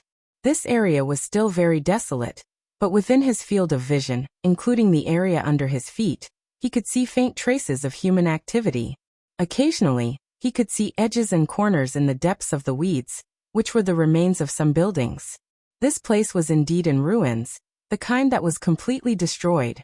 The most eye-catching thing in the vicinity was the vehicle and personnel that they had brought with them. Other than the armed vehicle that had transported them over, there were nearly 20 soldiers or military-style bodyguards on the other 2 armored vehicles. They were all equipped with exoskeletons, and there were even 4 deep blue walkers inside. They had already pulled up a cordon around them. Generally speaking, 1 or 2 grade B ability users would not dare to provoke this team. Luonan looked at Tang Yi. Your sponsor is quite generous. After all, it's a project that has a high chance of being selected as one of the Star Alliance's Millennium Focus topics. Furthermore, it's especially easy to use in terms of concept and size. Tang Yi pinched the brim of her hat and smiled subtly. Compared to the possible profits, the research funding is only a small amount. At this time, Lieutenant Colonel Chen walked over from the front of the car. Professor Wu, according to the data in the database, there are no longer any mutant species of B and above in the surrounding area. The closest mutant nest is 200 kilometers away, so it's basically safe. But it's best if we don't stay for too long. This is still an area where low-altitude predators frequently roam.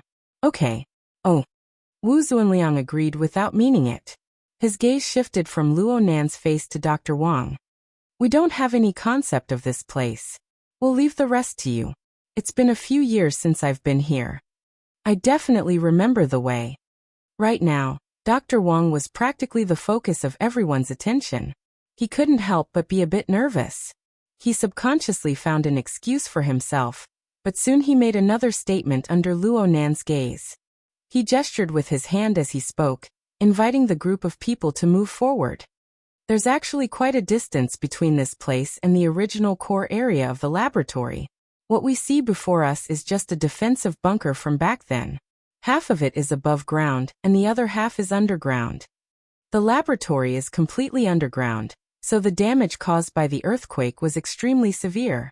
Luonan didn't understand, so he asked, why is it underground? There's a natural karst cave there.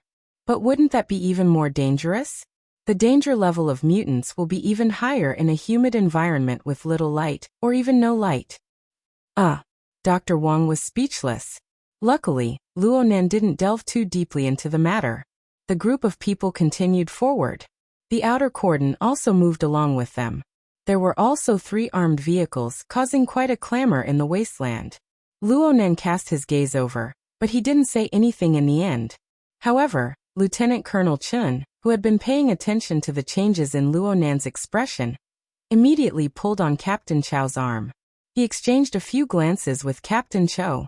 Perhaps there was also internal communication. In short, Captain Chow hesitated for a few seconds before giving the order to have the armed vehicles stand by. Only the security personnel followed. Without the rumbling of machinery, the surrounding environment suddenly became much quieter. It was to the extent that Dr. Wang's voice became all the clearer.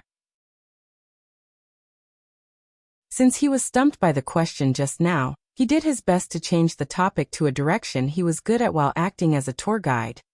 The vast majority of our group of people participate in the distributed gene project. We differentiate and separate mutant genes, determine their growing environment, and think of ways to make them live together. It's similar to mulling over a microscopic ecosphere. According to Dean Luo's words, structure is the most important thing. Whether it's the structure of the ecological food chain, or the structure of the physical bearing space environment. Dr. Wang's words became more and more fluent when he spoke of familiar technical fields. Back in the laboratory, we were mainly in charge of the design of the food chain. Little Wu was mainly in charge of designing an idealized coexistence environment. Both sides worked hard together to ensure that they were able to complete a cyclic dynamic gene competition map in a continuous space-time environment. They used this to compare the nature and evolutionary trends of the various mutant genes that appeared in the wilderness. They wanted to see which ones were stronger and which ones were weaker. They wanted to see whether or not they were in line with the actual environment of the mutant species in the wilderness. On the other hand, they wanted to find an ideal genetic coding sequence. Those who dabble in biology are basically pursuing these things. Wu Zuanliang gave a brief evaluation. Then he looked pensive. I've seen your thesis online. Indeed, a considerable portion of it is in the field of gene competition. Even though it's been over a decade, it's still quite insightful looking at it now. Dr. Wang could only say, I'm ashamed. At this time he was already unable to stop himself. He continued to speak emotionally. For the sake of enriching the gene pool, we've really had many dealings with mutants over the years. All kinds of experiments. Especially the genetic samples of some powerful mutants. The laboratory has no way of collecting them. It's especially troublesome to go through official channels. We can only entrust it to the wilderness hunters and tribes. We have to spend large sums of money every year. There were several times when I thought that the laboratory wouldn't be able to support itself, but in the end, we didn't fall because of money. Instead, we fell because of other messy matters. Wu Zuanliang sighed. He wanted to say a few more words, but it was dull and tasteless. The group had already walked over 200 meters in by now. Lieutenant Colonel Chen dutifully informed them. There's a collapsed area up ahead. For the sake of safety, it's better to maintain a certain distance. Dr. Wang also agreed. The structure of the collapsed area is unstable. Oh, actually, that area used to be one of the safe areas of the laboratory. It was Dr. Bu's time. It suffered an impact and became relatively weak. It collapsed the most severely during the earthquake. Luonan turned to look at him. Is it there? Actually, it's a bit to the side. Dr. Wang did his best to organize his words. In the year 80, the laboratory had already been captured. Everyone was hiding in a safe house. In the end, they were threatened by those people outside with explosions. It seems that there were mutants that could travel through the soil and so on. It was a complete mess. The collapsed area was the area that suffered the heaviest damage back then. Everyone was in a state of panic for the next few years. Their finances were strained, so they never had time to repair it. Dr. Wang didn't describe the situation back then clearly. Aside from becoming long-winded due to his nervousness, he didn't even know as much as Luonan did from the data.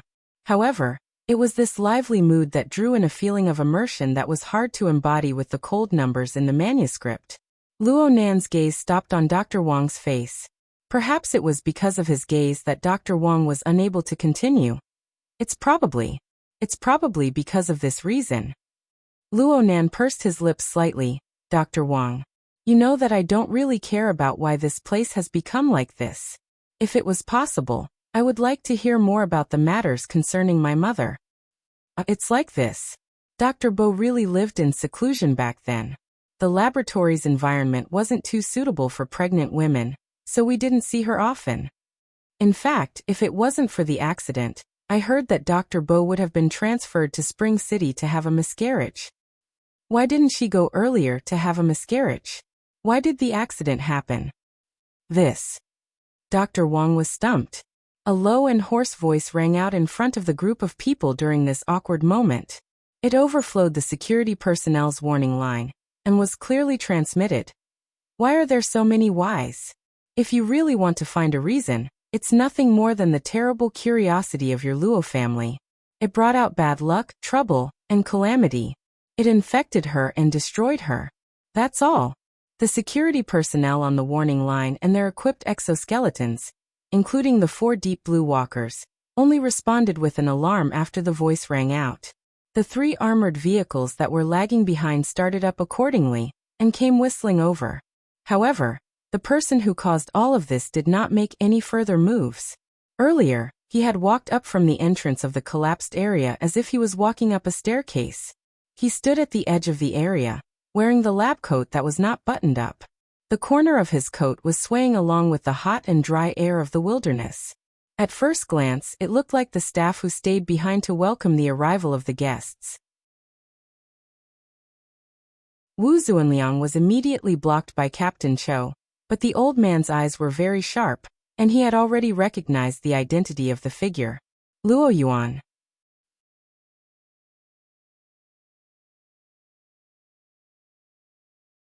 Chapter 1125.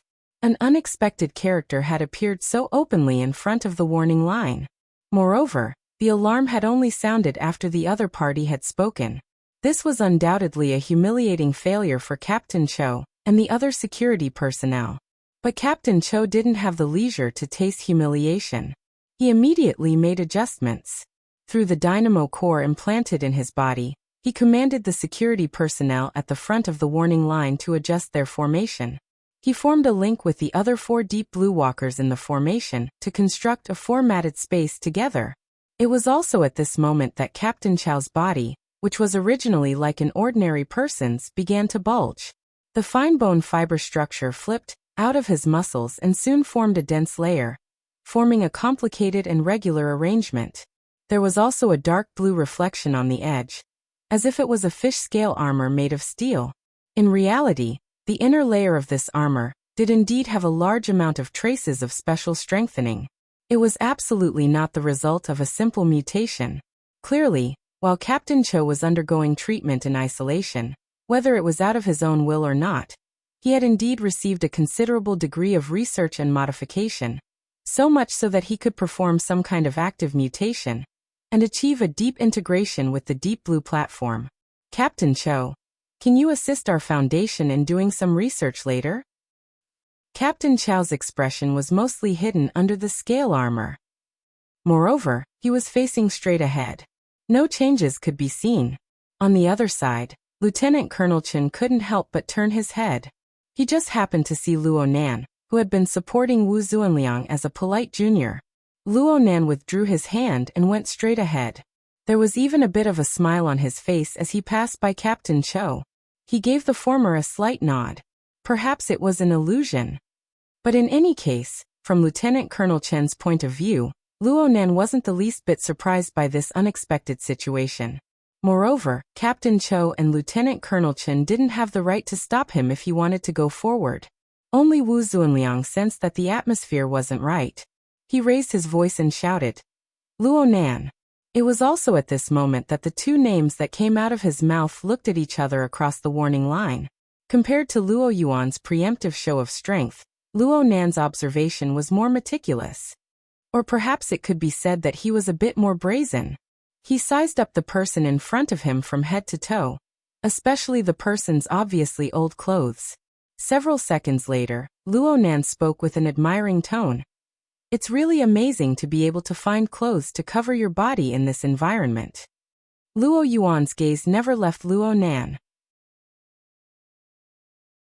When he heard Luo Nan's words, his overly thin cheeks twitched slightly, but in the end he still responded indifferently. "After all, I've stayed here for a long time. It's normal for me to keep some clothes." The people around them were confused, but the 2 didn't seem to have any intention of explaining. Luo Nan turned his head around and nodded at the stupefied Dr. Wang.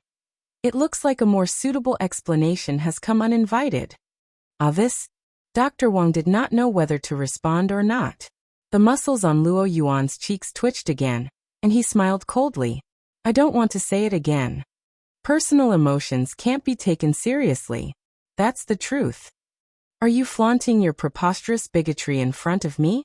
Luo Nan continued to walk forward, easily crossing the line of exoskeleton armor. The distance between him and Luo Yuan grew closer and closer. "Today you seem to be very happy to display the image of a frustrated and infatuated person in front of me. This isn't even as refreshing as last year's dimensional crossbow. Is it because I'm not so easy to kill now, so you might as well change your method?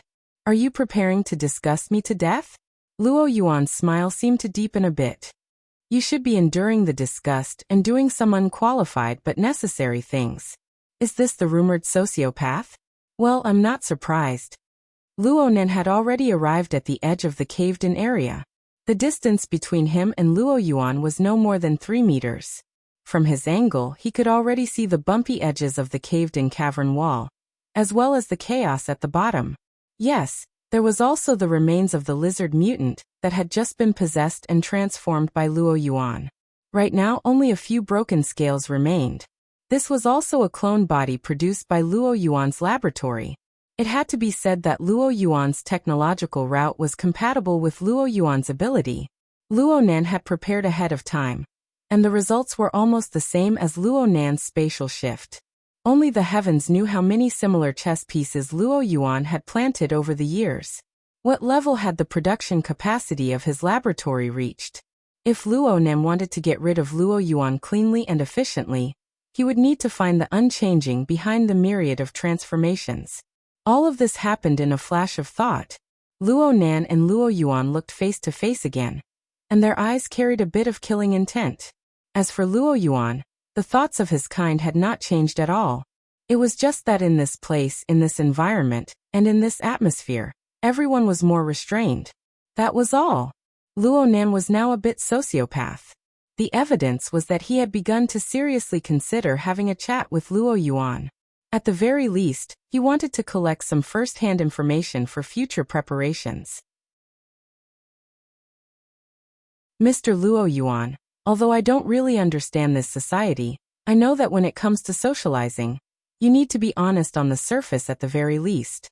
You see, regarding the matters of the past, especially the matters related to my mother. So the people of the Luo family are really people who are willing to be scolded. Luo Nan's gaze continued to grow cold, and so did Luo Yuan. And at this time, Tang Yi suddenly spoke from behind the cordon. Her target was Lieutenant Colonel Chun, who was in a highly tense state. Mr. Lieutenant Colonel, you're from Spring City, right? Were you still in school in the 80s? I went to military school. Lieutenant Colonel Chun was a qualified sociopath. He quickly reacted after receiving Tang Yi's signal. He successfully organized his words. I was already in military school in the 80s. It was no different from entering the army. So, you have an understanding of the wilderness back then? Yes. I didn't just attend classes. I also had patrol missions. Lieutenant Colonel Chen slowly got on the right track. He began to take the initiative to speak. It was much more chaotic than it is now. Not only were the mutants wreaking havoc, but there were also roaming bandit squads composed of vagrants. For a convoy like ours, we basically killed our way through 100 kilometers. Tang Yi entered the role of a supporting character. It's understandable. I just calculated. The distance between the 100 Races laboratory and the nearest supply base is approximately 200 kilometers. It's more than that. The one we passed through was newly built in the year 93. The original base was 180 kilometers further back. It was very easy for mutants or vagrant bandits to cut off the road with such a distance back then. Lieutenant Colonel Chun thought of Luo Nan's previous question, and was the first to come to a sudden realization. Also, the 80s were affected by several Type A mutants. The first half of the year was the bleeding season around Spring City. It was even more dangerous. Generally speaking, regular and necessary trips into the wilderness would have to wait until the second half of the year. This situation was only alleviated after the all-out counterattack in recent years, and the elimination of the key sources of danger. The so-called bleeding season was similar to the rushing tide in coastal cities. They were both names for large-scale riots by the mutants in the wilderness. This explained why Bo Qingwen was clearly pregnant at the time. Why was she still in the wilderness? Of course, looking at it from another angle, the pregnancy was inappropriate. Luo Zhongheng could also be blamed for it. Luo Nan turned his head to look. His gaze passed through the array of exoskeleton armors and saw Tang Yi, the tallest of them all. Regardless of whether or not Tang Yi could see him, Luo Nan still smiled subconsciously. It was unknown what encouraged Dr. Wang at this time. He spoke in a weak voice. Speaking of the bleeding season, I seem to remember a bit. Tang Yi continued to cooperate with him. Is it related to the bleeding season? It's the surrounding tribes. Dr. Wang did his best to recall.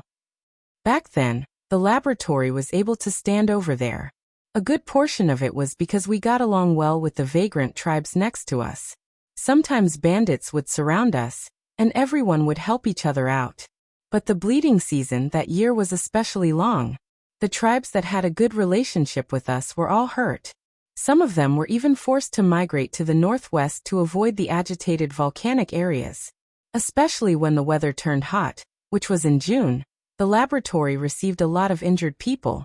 They were all from tribes that we were familiar with. Then something happened a few days later. Luo Nan's extraordinary perception wasn't affected by the distance of a dozen meters. He could hear Dr. Wang's voice no matter how weak it was. As the information entered his mind, many fuzzy details gradually became clear. Suddenly, he thought of something and raised his voice to ask, Dr. Wang, when the accident happened back then, this is the person next to me. Is he there? Luo Yuan's gaze pierced over, but Luo Nan completely ignored him. The person on the warning line stammered a few times before finally responding vaguely.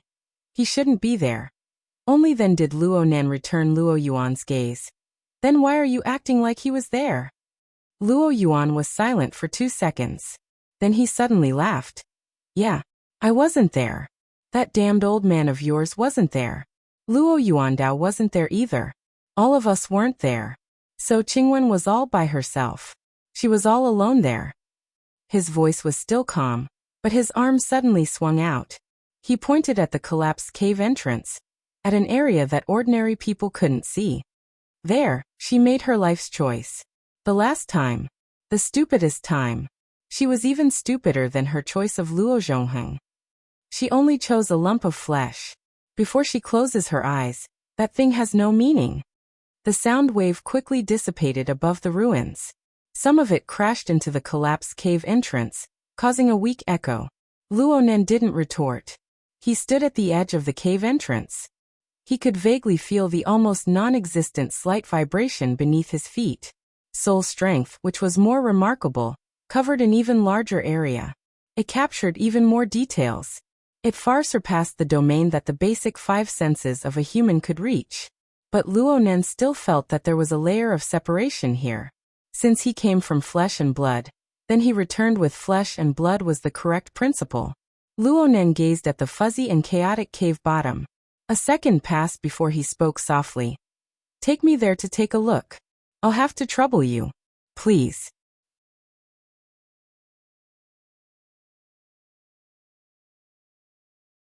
Chapter 11:26. Luo Yuan straightforwardly agreed to Luo Nan's request. It was so straightforward that Luo Nan suspected that Luo Yuan had come for this very reason. In comparison, persuading Professor Wu Zuanliang to obediently stay outside the collapsed area took a bit more effort. The old professor wasn't stupid. Of course, he could see the high tension between Luo Nan and Luo Yuan. He was afraid that the two would go down and start a fight, causing trouble. Luo Yuan wanted to go down the well. Lieutenant Colonel Chen and Captain Cho tried to persuade him. In the end, Luo Nan walked back and comforted him. Professor, don't worry. I won't do anything today. Tang Yi rolled her eyes at Luo Nan. She turned her head and said with a smile, Teacher, don't worry about this. When immortals fight, mortals suffer. If this continues, the ones who will collapse will be Lieutenant Colonel Chen and the others. Wu Zuanliang glared at her. Immortals my ass. What's so great about being an ability user? It's not like I haven't seen it before. Tang Yi's smile didn't change. In any case, once this membrane was pierced, some things would be easier to talk about. Wu Zuanliang nodded at Luo Nan. He raised his voice and shouted at Luo Yuan. You guys have great abilities. I can't control you guys. It's fine if you don't let me go down, but give me a view sharing. You guys need to remember that I also came with a mission from my family. Okay, we'll do as you say. Luo Nan was the first to agree. Luo Yuan also bowed, tacitly agreeing. Luo Yuan's method of coming over was too rough. He didn't have any electronic equipment on him, so the view sharing was left to Luo Nan. The hexa-ear he wore was very good at doing this. After activating the function, Wu Zuanliang didn't continue to nag. He just simply said through the sharing function, Be careful. Luo Nan smiled at Wu Zuanliang. He and Luo Yuan directly sank into the depths of the collapsed hole. As they quickly descended, the sunlight that shone in from the entrance of the cave also weakened rapidly. Soon, only a distorted and swaying shadow silhouette was left in the human's natural vision. The breathing that Wu Zuanliang shared with him was clearly much heavier. For an old man who did not possess supernatural abilities, the experience of rapidly descending in a dark environment without any tools was still a little too stimulating. However, Wu Zuanliang didn't know that what he was able to share with Luo Nan was merely an insignificant small portion of Luo Nan's entire level of perception. Even if it was a simulation carried out by an intelligent instrument with night vision capabilities, it wouldn't be able to display even a fraction of Luo Nan's perception. Whether it was Luo Nan or Luo Yuan, They wouldn't rely purely on their natural vision to capture and process information in this complex dark environment.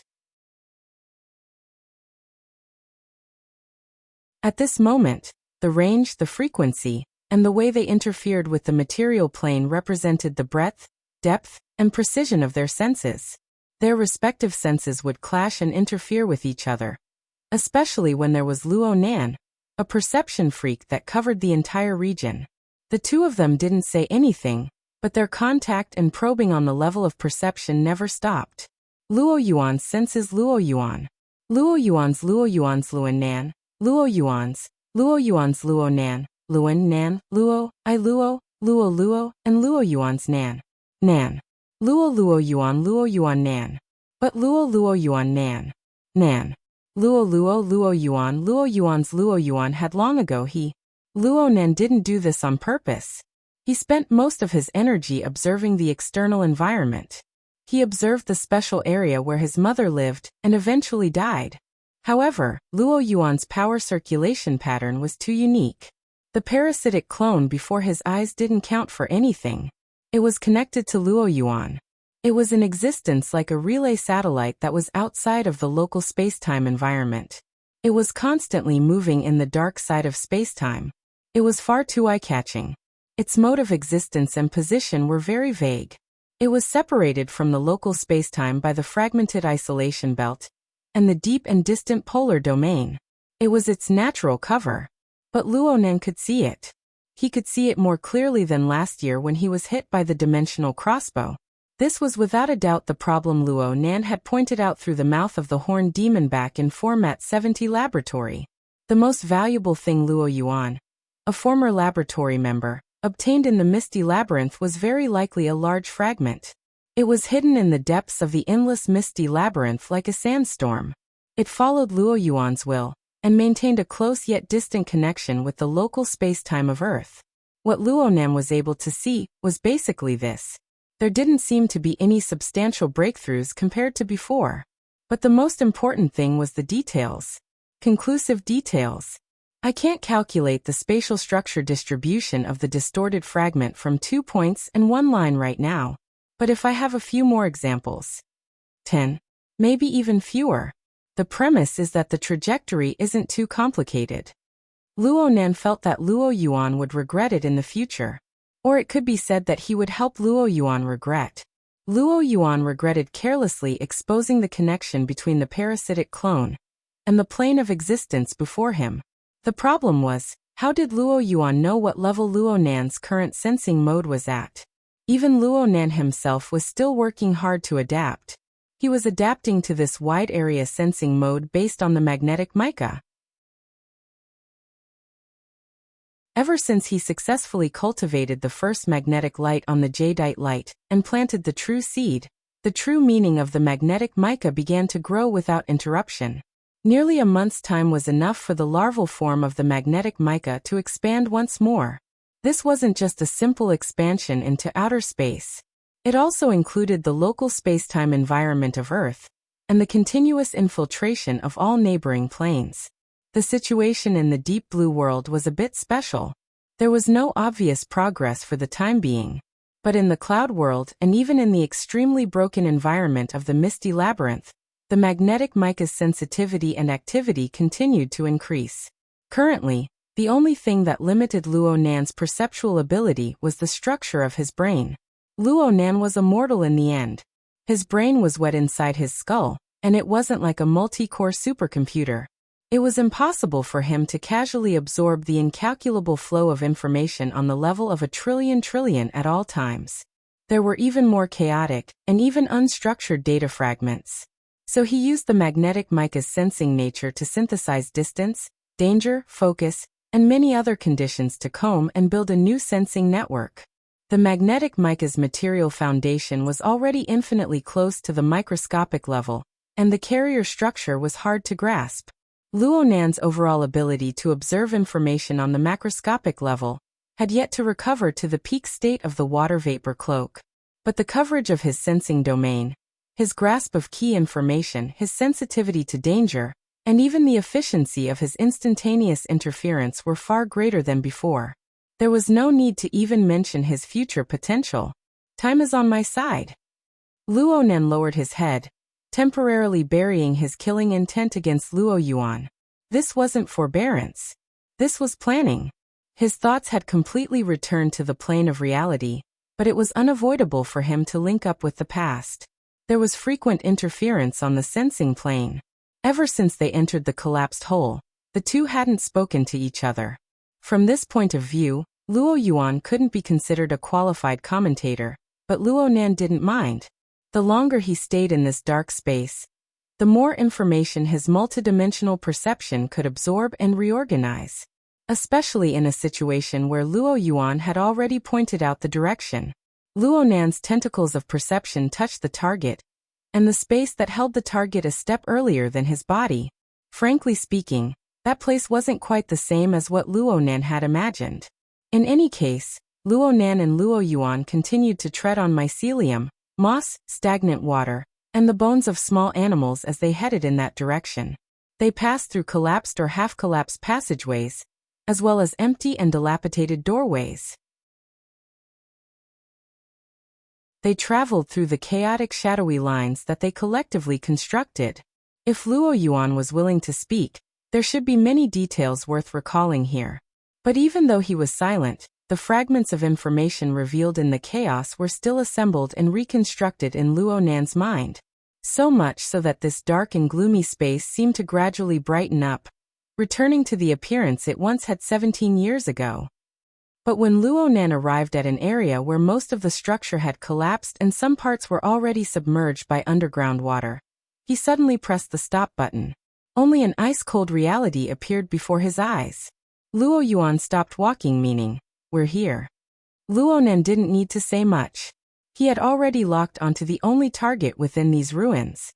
The one that once bore Luo Nan's life, but also accelerated the stripping of his mother's life force. The health pod. The passage of time had already stripped away its original appearance. Even the supports beneath it had corroded away. It lay crookedly on the ground, half of it still soaking in the sewage.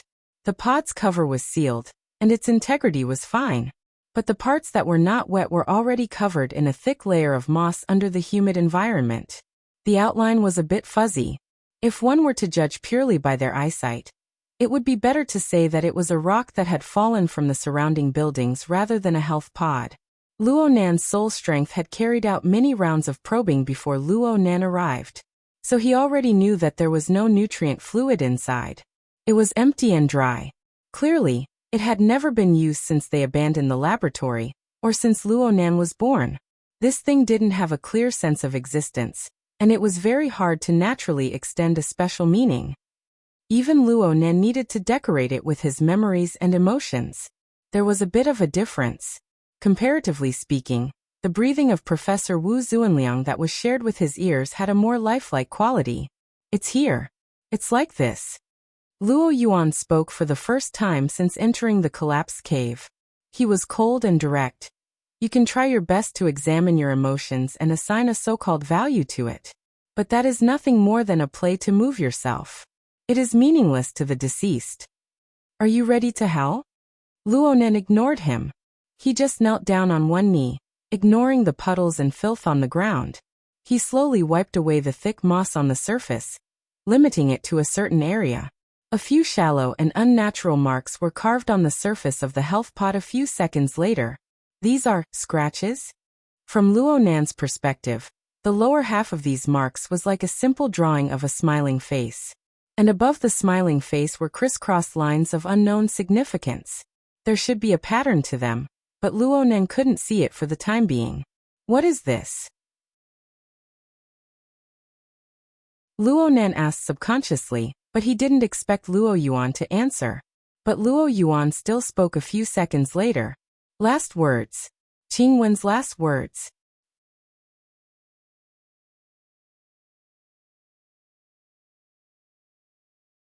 Chapter 1127. In the darkness, Luo Yuan's voice was like the tip of a blade rubbing against the moss of the ruins. These marks were smeared with blood when her remains were discovered. The bandits who broke and used a high-power electromagnetic bomb to cut off all communication between the inside and the outside. Aside from the self-operating life maintenance devices like the health pod, all the surrounding electronic devices were destroyed. She could only leave a message through this method.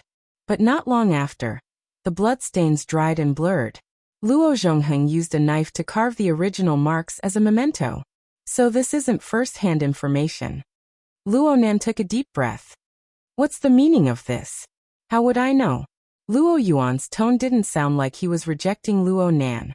Instead, it sounded like he was depressed and jealous. Luo Nan understood. Was it left for my dad? Luo Nan subconsciously curled his lips. Only then did he feel his facial muscles turn numb.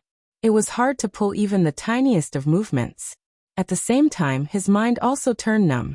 It was to the extent that even the most basic of imagination abilities were frozen. He wanted to replay the scene back then, but his mind was empty. In the end, Luo Nan just put down his other knee. He silently knelt before the remains of the health pod. He gazed deeply, making sure to brand these scratches into the depths of his memory. Gradually, his gaze became a bit empty. It passed through the scratches and the body of the pod to cast into an even deeper place. Luo Yuan saw that Luo Nan didn't move for a long time. He had no intention of respecting Luo Nan's feelings. He brought up an old topic and sneered. Are you really going to cry? Do you want me to step back so you can brew your emotions? Luo Nan didn't pay attention to him. He was like an inanimate sculpture. It would be perfect if he really was dead. Luo Yuan's thoughts spun in his mind. He didn't go so far as to forcefully pull Luo Nan up. He just stared at the back of the young man's head. He pondered the possibility of using the planar crossbow to completely destroy the young man's body and soul. He had to admit that he was the same as the vast majority of people in the world. He was finding it harder and harder to see through Luo Nan. Actually, he didn't see through Luo Nan clearly last year near the city square of Xia City. Otherwise, Luo Nan wouldn't have been able to escape alive. Even if it was a diversion scheme, it was the same. This was even more true now. At that time, he was still able to touch upon the exceptionally fragile boundary between Luo Nan's material and mental state. He could have attempted to obliterate Luo Nan's fleshly body and put an end to all troubles. So today that border had almost disappeared. Even if he used his unique polar domain perspective to observe, all he could see was the intertwining and disorderly trajectories of the power, as well as the energy clouds that stimulated each other. The muscles on Luo Yuan's cheeks twitched slightly. This time he was grinding his teeth unconsciously. The more he used clairvoyance, the more he was able to confirm that this kid Luo Nan was mixed and blended together with the material world, the polar domain of the abyss, and the ever-changing sea of consciousness. Even if this fusion wasn't complete, even the word fusion wasn't accurate enough. The so-called fusion could only prove that Luo Nan possessed an extremely powerful interference force towards the domains mentioned above. Even though he wasn't doing anything right now, his very existence had set off undulating waves in many domains.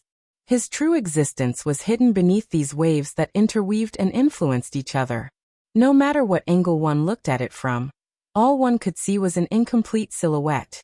Only by synthesizing different observation angles and refining them could one capture Luo Nan's tracks. But this wasn't an exact answer. For example, even if this youth's body was clearly and plainly placed before one's eyes, one could reach out and touch it. But if one wanted to deal a fatal blow to Luo Nan, one would not just need to pierce through the polluted air of the laboratory ruins. One would need to do so on every plane that Luo Nan could instantly interfere with. Even if the offensive power of the planar crossbow was unparalleled under the heavens, with Luo Nan's current wide-area interference ability, would Luo Nan still be standing there when the planar crossbow pierced through the multifaceted interference waves of the polar domain of the abyss, the mental plane, and the material plane? It must be known that Luo Nan was a bastard proficient in teleportation. The sound of Luo Yuan grinding his teeth was a bit too clear in the extremely quiet environment. Luo Nan, who had been silent for a long time, suddenly opened his mouth. If you want to target me, design an assassination plan or something. Just do some thought experiments. It's best if you don't blindly use the real thing. The real thing that Luo Nan spoke of was obviously the massive space-time fragment that the planar crossbow was entrusted to. Actually, Luo Nan's words could be interpreted the other way around. He hoped that Luo Yuan would be provoked and make a few more useless attempts. In this way, perhaps it wouldn't be long before Luo Nan could lock onto the location of the fragment and eliminate this hidden danger. Luo Yuan's eyes narrowed, but he didn't oppose Luo Nan with equal harshness. Instead, he maintained his silence. He noticed that the wide area, multi-layered chaotic interference effect clearly retracted as Luo Nan opened his mouth. It seemed that Luo Nan was exerting his strength before, but now it had returned to normal. It lost a portion of its tension, but it became a bit more gloomy. This undulation caused the surrounding space to slightly fluctuate. What was Luo Nan doing? Luo Yuan was silent in thought, but Luo Nan didn't let him go. After breaking the silence, Luo Nan no longer seemed to be immersed in the confusion of family and the past. He stood up, not caring that his clothes were already soaked in dirty water. He turned his head to look at Luo Yuan. Light gathered in his pupils amidst the darkness, and they flickered coldly. I've suddenly discovered that you always like to do unnecessary things. Is this the after effect of being accustomed to being driven by delusions and emotions? Luo Yuan laughed hoarsely. This is the tone of someone who has been sick for a long time. No, I'm interrogating you. Luo Nan stepped on the dirty water under his feet and took 2 steps toward the health pod. His knees already touched the body of the pod. He leaned forward and reached out with his hand to touch the ruins of the wall that the tilted health pod was leaning against. A few raps rang out in the darkness. They were deep but not empty. They were solid. But Luo Nan was even more certain. When you were blindly gesticulating just now, didn't you notice that the structure here is more brittle? This is a collapsed area. You know that's not what I'm talking about. I'm saying that this place should be more brittle, especially behind the health pod. There's clearly a point of contact, but you've isolated it. You should understand what I mean. It's not a good habit to play riddles like an adult. I'm really sorry. Luo Nan's apology was directed at Professor Wu, who was outside. In the next second, Luo Nan turned off the shared view function. Then he took out a more straightforward expression. What I mean is that there's a point leading to the misty labyrinth nearby. At the very least, there used to be one. You also call it a labyrinth? You really are of the same lineage. Your naming standards are equally terrible. Luo Yuan answered casually. In the end, he leaned more towards the core. However, the entire project's official name is Cloak. Your grandfather has always insisted on it. Well, it sounds a bit better. There was a deeper meaning to it. But Luo Nan didn't want to be distracted by the name. He just said, if it were to develop naturally, the health pod would have long been swept into the cloak and taken away. Luo Yuan sneered as before. How can it be natural? It's completely a man-made design. It's my father. Yes, it's him. I only discovered later that he didn't have the ability to open up the passageway leading to the labyrinth. So I imitated Qing Wen's design and set up an ambush in the surroundings. I hoped that the power of time would continue to drive the labyrinth and eventually corrode an opening, sending this thing inside. Luo Yuan was calm and unperturbed. Maybe this is an experiment. Maybe it's just a simple ritual. But such an ominous thing obviously needs to scram as far away as possible. He raised his voice and heavily kicked out. The kick was still far from the health pod, but it splashed up a sky full of muddy water. It struck Luo Nan, but it was completely blocked by a barrier of nothingness. Luo Nan grew calmer and calmer. So you imitated my mother's design and created interference?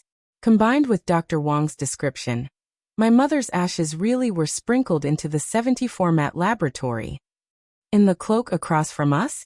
Of course, it was also possible that it was in the cloud world. Dr. Wang didn't have much understanding of the frontier laboratory on the plateau.